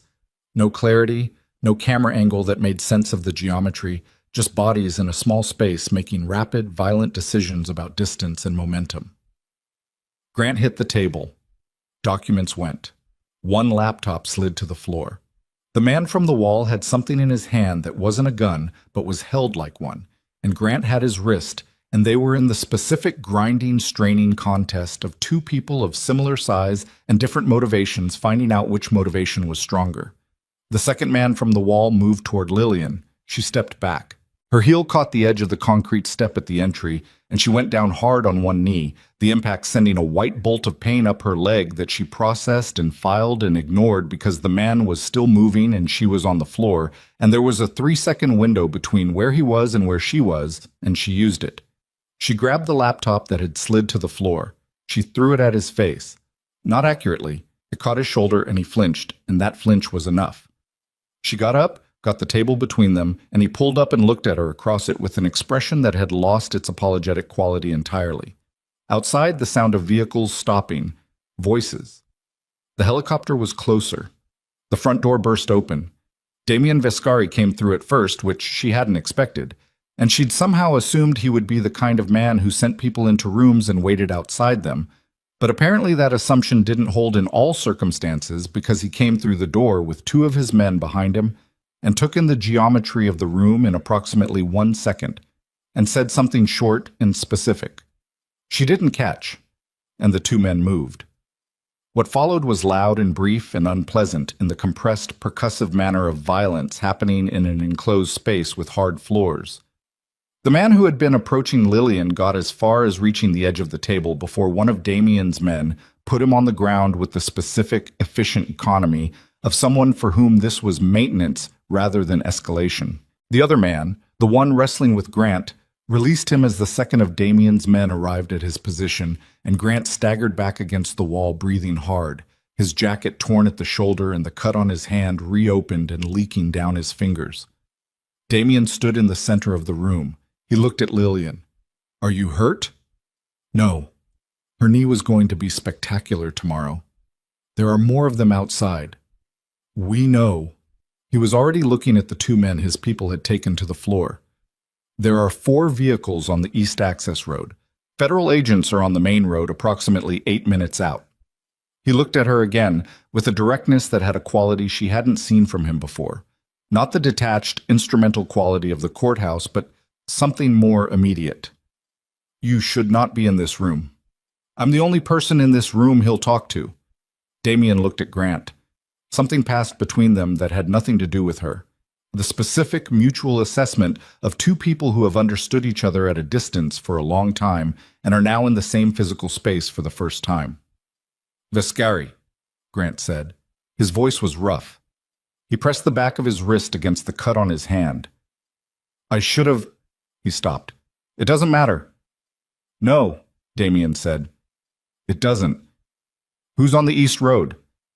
Grant looked at the 2 men on the floor, not his people, not exactly, more like people who had been above him in a structure he'd understood himself to be operating.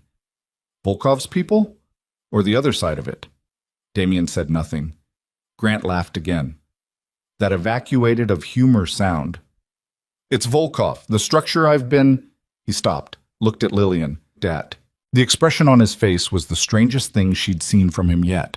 Not the grief performance, not the cold calculation, not the fear from the courthouse. Something almost like the face of the man she'd thought she'd married, appearing like a watermark under everything else. "I didn't—" He stopped again. "Don't," she said. Her voice was very level. "Don't do that now." The extraction was his. 230 million. Mercer's accounts were the vehicle. I built the structure. I did that. But He pressed his wrist harder against his hand. The end point was always his. I was supposed to hand him operational control of Mercer Investment Group, and he would use it to— He shook his head. "I thought I was the one who understood the whole board. I didn't understand the whole board." Who is Volkov? Lillian said. Grant looked at her. Outside, the sound of the approaching vehicles had gotten louder and then stopped, which meant they were on the property now, which meant something was happening on the east road that wasn't visible from inside the house. And the helicopter was directly overhead now, its rotor wash pressing down on the roof like a physical weight. Viktor Volkov runs 4 sovereign investment vehicles out of Geneva, Grant said. Nominally. They're clean on paper. The actual flow it's sanctions evasion. He needed American institutional infrastructure to move restricted capital. Your company was the right size, the right reputation, the right... He looked at her. You. Me. Your name. Mercer is your name, your father's name. It carries weight that couldn't be bought any other way. That's what he wanted. That's what I was supposed to deliver. The doors of the house, front and the side entry she hadn't come through, opened simultaneously. Federal agents came through the front. 3 of them, with the specific controlled movement of people executing a prepared approach, weapons drawn, and then immediately adjusted when they clocked the configuration of bodies in the room. Agent Reyes came through the side entry. She had her badge in her hand and her eyes moved around the room with the rapid, comprehensive scan of someone adding and subtracting variables in real time. Her eyes settled on Lillian. "You're alive," Reyes said. Flat, professional. Something underneath it that wasn't quite relief but was adjacent. "Yes."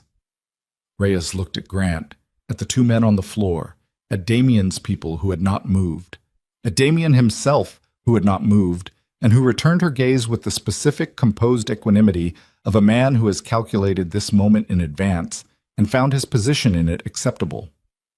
"Mr. Holloway," Reyes said, "Viktor Volkov's representatives are currently being detained on the East Access Road, 3 of them. They're traveling under diplomatic cover, which means this is going to be complicated, but the cover won't hold past tonight given what we already have." She held his eyes. "You have approximately 45 minutes before his attorneys arrive and close every window you have to be the person who cooperated. After that, you're just another element of the structure." The helicopter overhead had begun to descend. Its rotor noise was massive, filling the house with a physical pressure, and the exterior lights of the property blazed on all at once under its searchlights, turning the amber night into something flat and absolute and inescapable. Grant looked at Lillian. The last time he'd looked at her in the courtroom, it had been the recalculating look, the chess player checking the board. This was different. This had the particular exhausted quality of someone who has run a very long route and found that the place they've arrived is not the place they were trying to get to, and all the energy that went into the running is simply gone now, just the destination left, which is nothing like they planned. "The offshore account structures are documented in a server in Zurich," he said. "Account number and access code." "Stop." Reyes held up her hand. "Not here. Not like this. Your attorney, I fired Baines 3 hours ago." Grant looked at her. "I'll need a different attorney." "Yes. And I'll need to know what happens to..." He stopped. Looked at Lillian one more time, and she understood that whatever he was about to ask for in terms of what happened to him, the specific legal architecture of his situation, the potential outcomes, he had looked at her first to see if she was still the person he'd spent 6 years modeling, still the person he'd believed he could predict. She looked back at him without expression. He looked away. "I'll give you Volkov," he said to Reyes. "The full structure, all 4 vehicles, the beneficial ownership chains, the sanction evasion instruments, the contact network." A pause. "The man who recruited me 9 years ago, I'll give you all of it." 9 years, 3 years before they'd met. She'd been right about the timeline, and she wished she hadn't been. Reyes looked at her partner. An exchange of information neither of them spoke aloud. Then Reyes said, "Read him his rights." While Toll did that, in the flat, declarative cadences of a formula repeated so many times it had lost its individual words, Lillian walked to the window and looked out at the property bathed in helicopter light. The gravel apron, the vehicles, the tree line where the darkness began, the agents moving on the east road toward the other vehicles. Damien came to stand beside her, not close, the appropriate distance of someone who had been useful and knew what useful meant and what it didn't. "Volkov," she said. "Yes." You've been trying to get to Volkov for how long? A pause. Long enough. She turned to look at him. In the helicopter light coming through the window, he looked like exactly what he was. A man who moved through the world in the spaces between legal structures, who had his own reasons for everything he'd done tonight, reasons that intersected with hers at this particular coordinate and would diverge after it. The footage, she said. The toxicology. The 9 months of surveillance. You were building a case against Grant because Grant would lead you to Volkov. Yes. And I was the mechanism that let you get close enough to build it. He held her eyes. You were also a woman being poisoned by her husband. A pause. Both things can be true. She turned back to the window. Outside, Grant was being walked toward a federal vehicle by 2 agents, his hands behind him, his expensive suit catching the flat, brutal light of the helicopter as though the quality of the fabric was surprised to find itself here. She watched him until he was in the vehicle and the door was closed. 8 months of poison. 6 years of architecture. 22 months of documented planning and 3 years before that of patient, invisible setup. A marriage that had been a mechanism from its first day. She was still standing. She was going to be furious about this for the rest of her life, and that was appropriate. And right now she was still standing, and for tonight that was enough. Her phone buzzed. She looked at it. Patricia. She answered. Tell me you're alive, Patricia said. I'm alive. Tell me you did something irreversible tonight. Several things. She pressed her forehead briefly against the cool glass of the window. Get Reyes on your phone. I'm going to send you photographs of every document on the table in this room before the agents inventory them. And call whatever financial forensics firm we used on the Kellner case 3 years ago. We're going to need them tomorrow morning. Lillian, I'm fine, Patricia. I'll explain everything at... The window she was leaning against cracked. Not broke. Cracked. A single, fine spiderweb fracture spreading from a central point at the level of her shoulder. And it took her brain approximately 1 full second to process what a crack in a window at that location and in that pattern meant. And in that second, Damien had already moved. He was across the room in a motion she didn't fully track. She was moving too because her body had processed the information before her conscious mind finished the sentence, and something hit the wall behind where she'd been standing with a sound that was wrong in the specific way of things traveling faster than sound should. She hit the floor before she understood she was falling. Not gracefully, not the way people fall in movies, controlled and telegraphed. She went down hard on her left side, concrete meeting her elbow and hip with the specific, unambiguous brutality of a surface that has no interest in softening anything, and the air went out of her lungs in a single compressed burst, and for approximately 2 seconds she was just a body on a floor with no cognitive access to the situation. Then the situation came back. Damien was flat against the interior wall to the left of the window, one hand pressed to his right shoulder, and the quality of how he was pressing it, the specific white-knuckled controlled pressure of someone managing something rather than reacting to something, told her what she needed to know before she saw the dark spreading through his jacket fabric. Stay down, he said. His voice was level, infuriatingly level, the voice of a man who had filed being shot under an expected category. Reyes was already on her radio, flat against the opposite wall, her voice clipped and rapid. 2 of her agents had their weapons drawn and were moving toward the side entry in the controlled low crouch of people who had trained for exactly this. The 3rd agent had Grant on the ground behind the federal vehicle outside. She could see through the cracked window, the glass fracture turning the exterior light into a fractured starburst. Grant face down on the gravel with his hands behind his head, which meant the agent had processed the shot and responded correctly. One of Damien's men said something in a language she didn't speak and moved toward the back of the house. Lillian got up on one knee. Her elbow was bleeding. She'd torn the skin against the concrete, a wide, shallow abrasion that burned cleanly without depth. She looked at the cracked window. The shot had come from outside. The angle of the fracture, the location of the impact point on the wall behind where she'd been standing. She ran the geometry quickly and came up with the tree line to the north. The edge of the property where the helicopter's searchlight didn't quite reach, a band of shadow approximately 40 feet wide between the lit apron and the full dark of the trees. The East Road. Volkov's people had been detained on the East Road, but the property had 3 access roads. There's a third approach from the north, she said, loud enough for Reyes to hear. Reyes looked at her sharply, into her radio. We need coverage on the northern perimeter. Possible shooter in the tree line, north side of the main structure. A pause, receiving. Copy. She looked at Lillian. Get away from the window. I'm already away from the window. Get further. Lillian moved to the far wall and sat with her back against it, her knees pulled up, her elbow dripping onto the concrete in a small, steady pattern. She looked at Damien, who had not moved from his position against the wall to the left of the window. He had his phone in his left hand, his right hand was still pressed to his shoulder, and he was reading something on the screen with the focused attention of a man who refuses to allow pain to be the most important thing in the room. How bad? She said.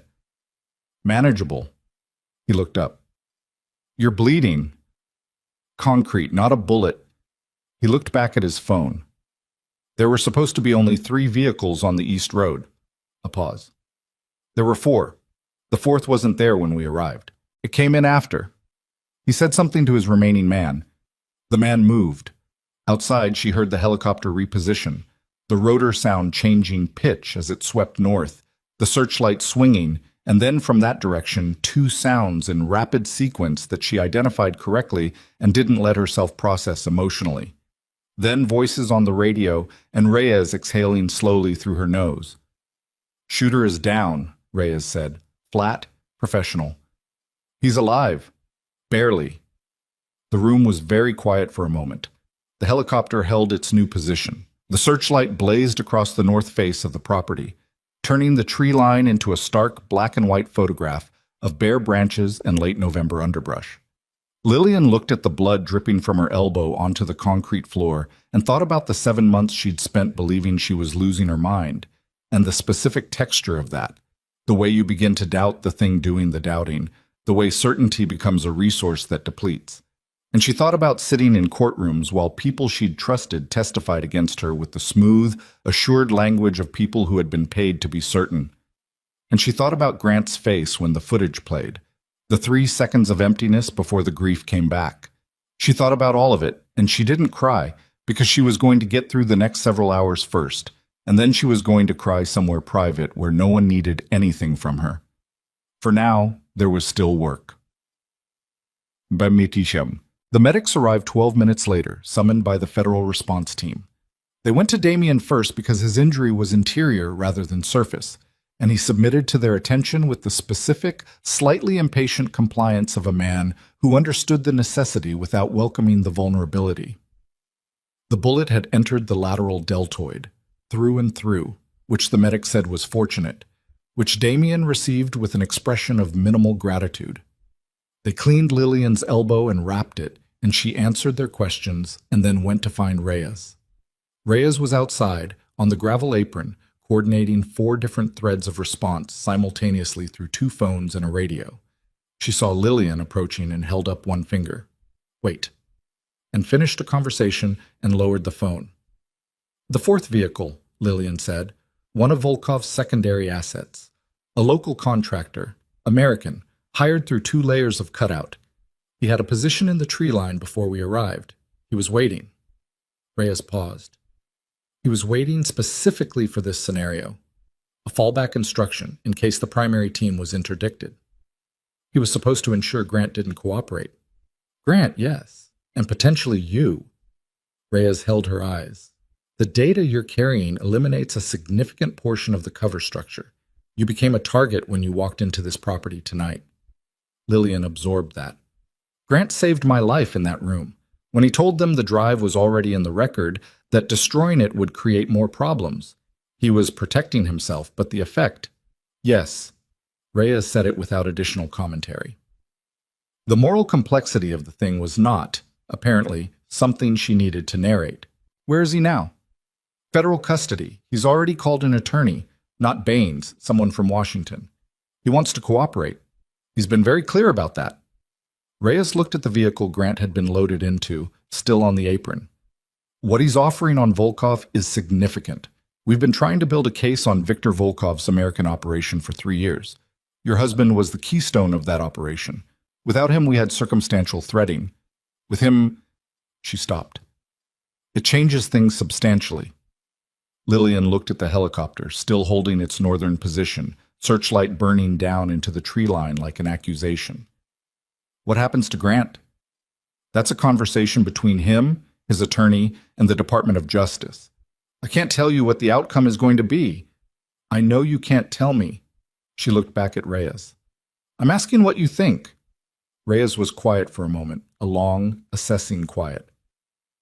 He built a sophisticated fraud that caused substantial harm to a number of people and nearly destroyed you. He'll serve time. The cooperation will matter for the length and conditions. But he'll serve time. A pause.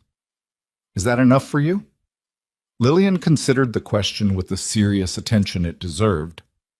No, she said. But I've learned in the last 8 months not to require my feelings about something to match what's available. Reyes looked at her for a moment with an expression that might have been the closest she came to human warmth on a working night. I'm going to need a full statement from you tomorrow. Comprehensive. Everything you documented, everything you know about the Mercer account structures, everything Raymond Holt told you tonight. She paused. And I'm going to need the hard drive.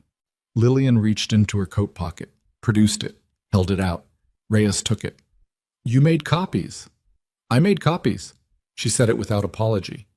Encrypted, stored in 3 locations. My attorney has the access credentials. She held Reyes's eyes.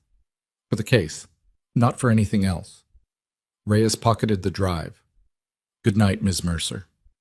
Marcus had moved the car to the property entrance when the federal vehicles came through.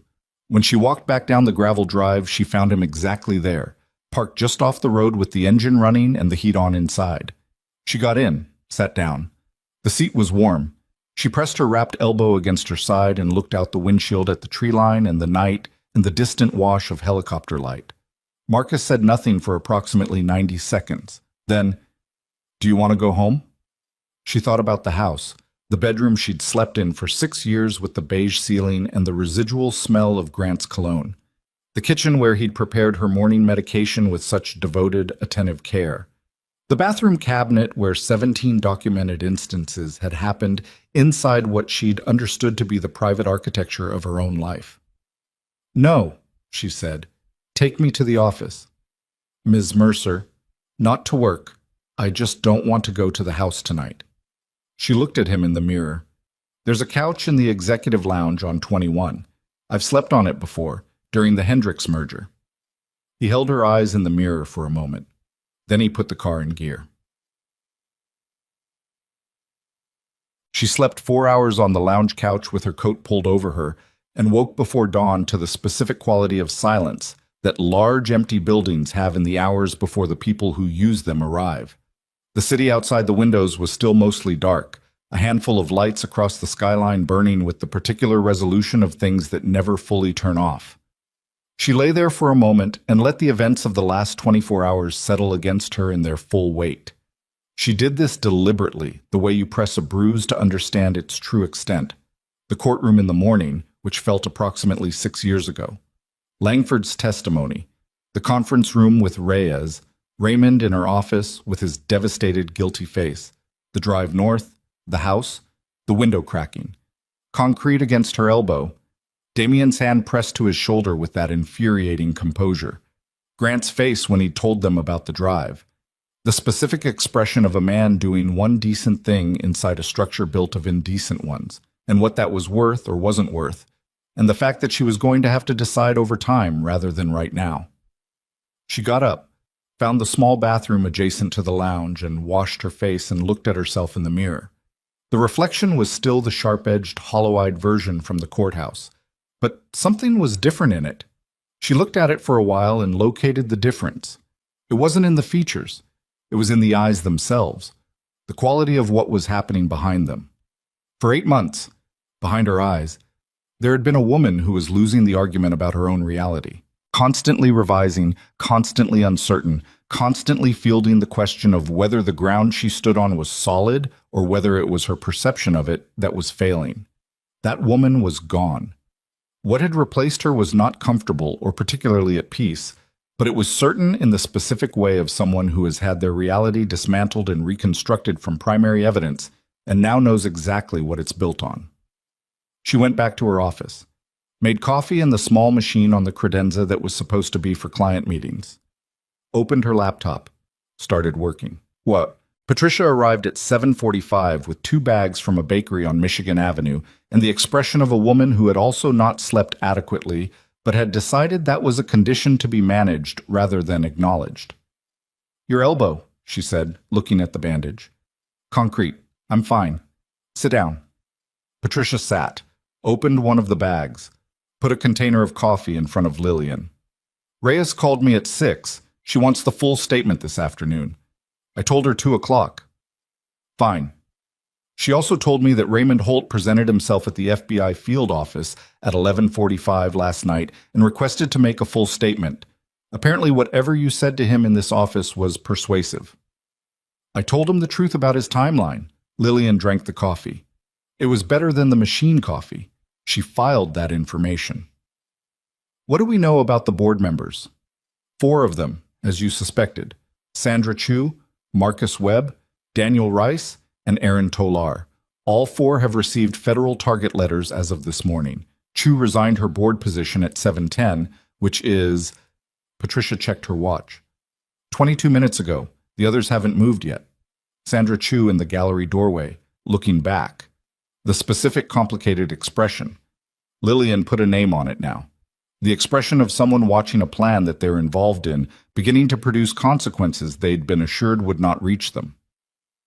"Call an emergency board session for tomorrow, whatever remains of the board." Lillian looked at her laptop. "I need to reestablish operational authority formally, and I need to do it before the news cycle on this fully crystallizes. The clients need to hear from me directly, not from journalists reconstructing yesterday."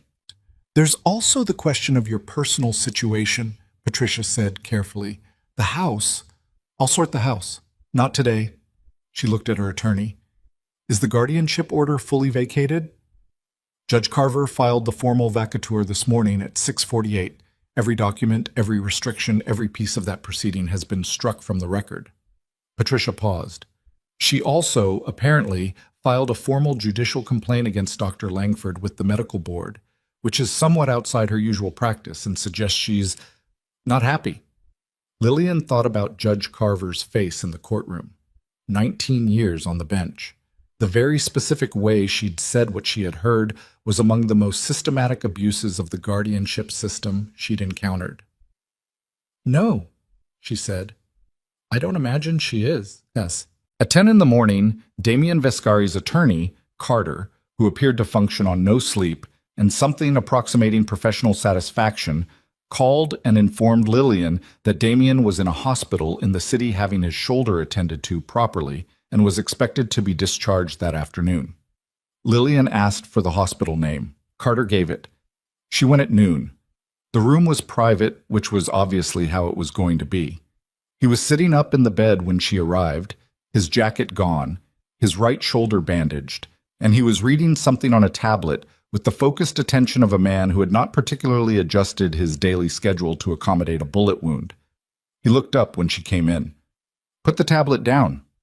She sat in the chair beside the bed. There was a small silence that wasn't uncomfortable. The silence of 2 people who have been through something together and are determining what that means now that the acute phase is over. "How's the shoulder?" she said. "They want me here until tomorrow. I'm leaving at 4. "Of course you are." She looked at him. The hospital light was flat and somewhat uncharitable, the same category as courthouse fluorescence, and he looked in it exactly like what he was, a man in his mid-50s who had taken a bullet the night before and whose primary response to that was inconvenience. "I need to ask you something." "Ask." "Last night, the way this was constructed, Grant leading to Volkov, you used Mercer's situation, my situation, as the operational approach to a target you'd been working toward for how long?" He was quiet for a moment.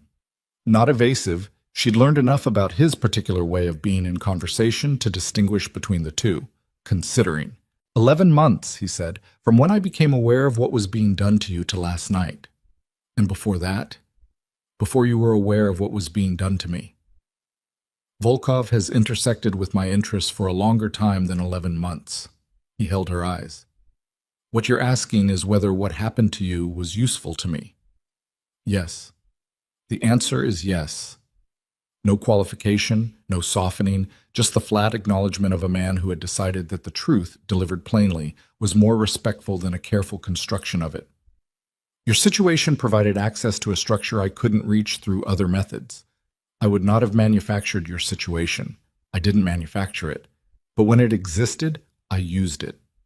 She sat with that for a moment. It was not a comfortable thing to sit with. It was also, she recognized, the most honest thing anyone had said to her in probably 2 years. And she had learned recently to calibrate the value of honesty against its comfort rather than conflating them. "Thank you," she said, "for telling me that directly." He looked faintly surprised. "Not much.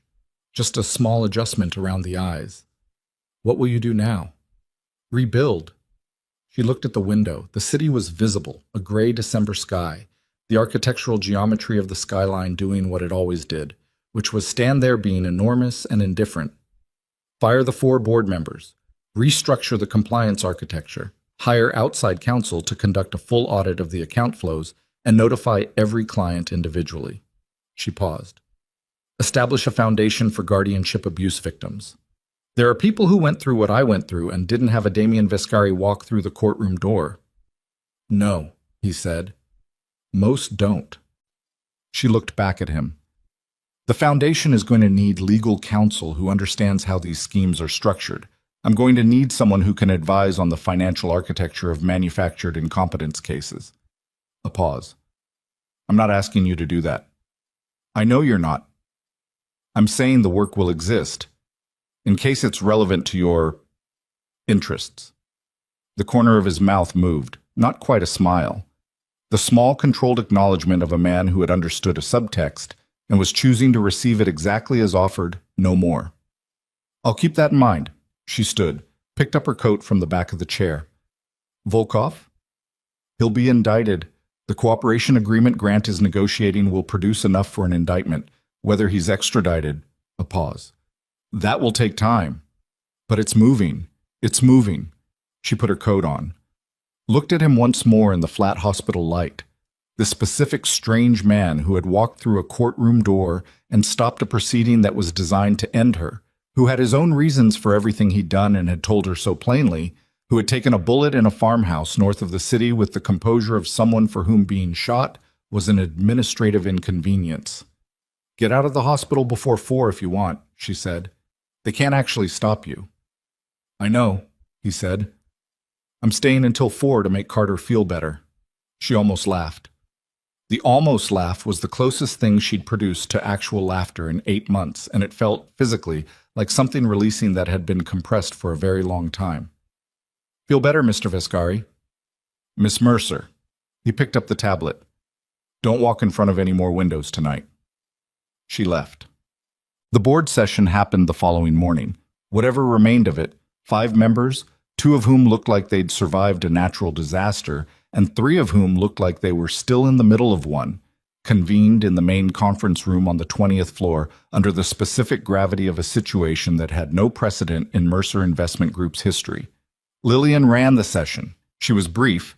She presented the facts as they had been established and the actions she was taking and the timeline for client notification and the forensic audit and the restructuring of governance. She did not perform emotion, and she did not perform the opposite of emotion. She was simply precise and clear and present in the specific way that used to come naturally and that she was relearning in increments. When she finished, she looked around the table. "Does anyone have questions about what I've just outlined?" Nobody did. "Then we're adjourned." The client letters went out over the following week. She wrote each one herself. Not with assistance, not with counsel's template, herself individually, because these were people who had put their names and their assets and their future security behind her name on a door. And she owed them the specific weight of her own words rather than an institutional formulation. Most responded. The responses were what you'd expect from a spectrum of human reaction. Some cold, some shaken, some asking procedurally focused questions, 2 expressing something that edged towards something she could only read as personal concern for her. One client, A woman in her 70s who had been with Mercer since Lillian's father ran the firm called her directly. "Your father would have found this situation extremely upsetting," the woman said. "Yes," Lillian said. "He would have. He also would have been proud of how you're handling it." She didn't answer immediately. The locked room behind her sternum, the one she'd been maintaining for approximately 7 days now, with some success, made itself known. She breathed in. Out. "Thank you, Eleanor. Don't thank me. Just don't let the lawyers write the next letter. I could tell you wrote this one." She smiled at her desk. "I will. Best." The forensic audit took 11 weeks. At the end of it, the full scope of the extraction had been documented at $267 million, $37 million more than her initial estimate, routed through structures she hadn't identified in her late-night work on the laptop. The Department of Justice filed a 43-count indictment against Viktor Volkov in absentia. 3 of his financial proxies in the United States were arrested within the week. Extradition proceedings began, which Reyes told her, in a phone call characterized by the same brisk, direct quality of every communication they'd had, would take years and might not succeed. "But the American operation is dismantled," Reyes said. "Everything that was running through your company, through the account structures, it's gone. He'll build something else eventually. These people always do, but not through Mercer." "That's enough," Lillian said. She meant it. Grant pleaded guilty to 4 counts of financial fraud, conspiracy, and, the one that had taken the longest to negotiate, 1 count related to the deliberate administration of a controlled substance without consent, which was the law's careful, inadequate language for what she'd been experiencing for 8 months in her own home. The sentencing was 12 years. With the cooperation credit, his attorney was arguing for 8 effective with conditions. The DOJ had agreed to 8, which Reyes had communicated to her neutrally and which she had received neutrally. She didn't go to the sentencing. Patricia offered to go on her behalf. Lillian told her it wasn't necessary. She spent that morning instead in a meeting with an architect, working through the design for a small foundation office space on the 14th floor of the Mercer building. Below the executive floors, close enough to the street to be accessible, built to house a team that would specialize in identifying and supporting victims of manufactured incompetence and financial guardianship abuse. She had already had 17 contacts in the first week after the news broke. People who had found her through the coverage. People who had been through versions of her situation with fewer resources and less fortune and who walked through their courtroom door. She looked at the floor plans, made 3 changes, approved the concept. Damien Viscari was not in the courtroom for Grant's sentencing. She hadn't expected him to be. He operated in the spaces between proceedings, not inside them. She'd had 2 phone calls with him in the 11 weeks since the farmhouse, both brief, both substantive, neither personal in any way that exceeded what was functionally necessary. She did not know how to categorize what they were to each other, and she had decided not to require a category for it. 3 weeks after the sentencing, she was working late in her office. Late being relative now, 8 o'clock rather than the 11 o'clock it would have been in the years before Grant, before the fog, before the gradual narrowing of her world, when her desk phone rang. The desk phone almost never rang anymore. She picked it up. "Mercer. There's someone in the lobby who says he has an appointment." Marcus, from the security desk downstairs, he'd taken on a building coordination role during the restructuring, which had happened partly by his own quiet initiative and which she'd formalized without ceremony. "He doesn't have an appointment, but he says you'll want to come down." She knew before she asked. "What's his name?" A pause. "He didn't give one. He said you'd know from the description." Marcus paused again. "Silver at the temples. He looks like someone's inconvenient problem." She set the phone down, picked up her coat, took the elevator to the lobby. Damien was standing near the security desk, hands in the pockets of a dark coat, looking at the lobby architecture with the idle attention of someone who has learned to use waiting time productively. He looked completely recovered. Shoulder healed or healing underneath the coat. The composed, self-contained quality fully reinstated. She stopped in front of him. "You could have called." "I was in the building." He looked at her. "Carter has been in conversation with your legal team about the Volkov extradition. I thought it was time to come in person. You could have used Carter for that too. Yes. He held her eyes. I could have. The lobby was quiet at this hour. The security desk, Marcus pretending not to listen, the particular ambient hum of a building at rest. Outside the glass, the city was doing its perpetual thing, lit and moving and indifferent and alive.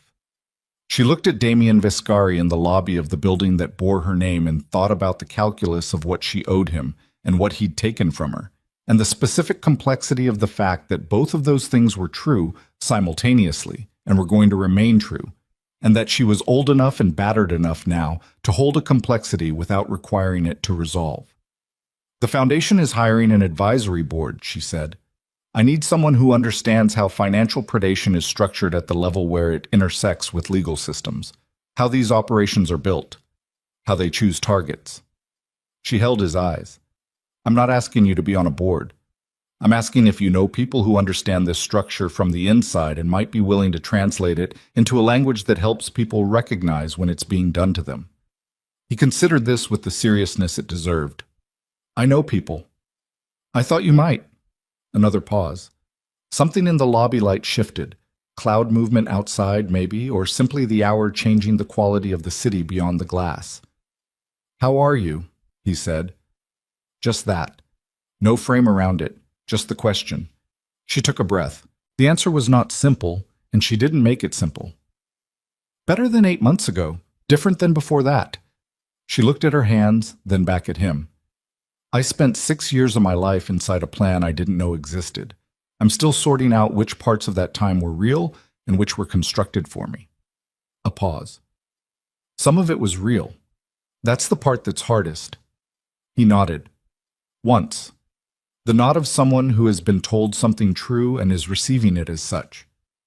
The anger, she continued, is going to be there for a long time. I've accepted that.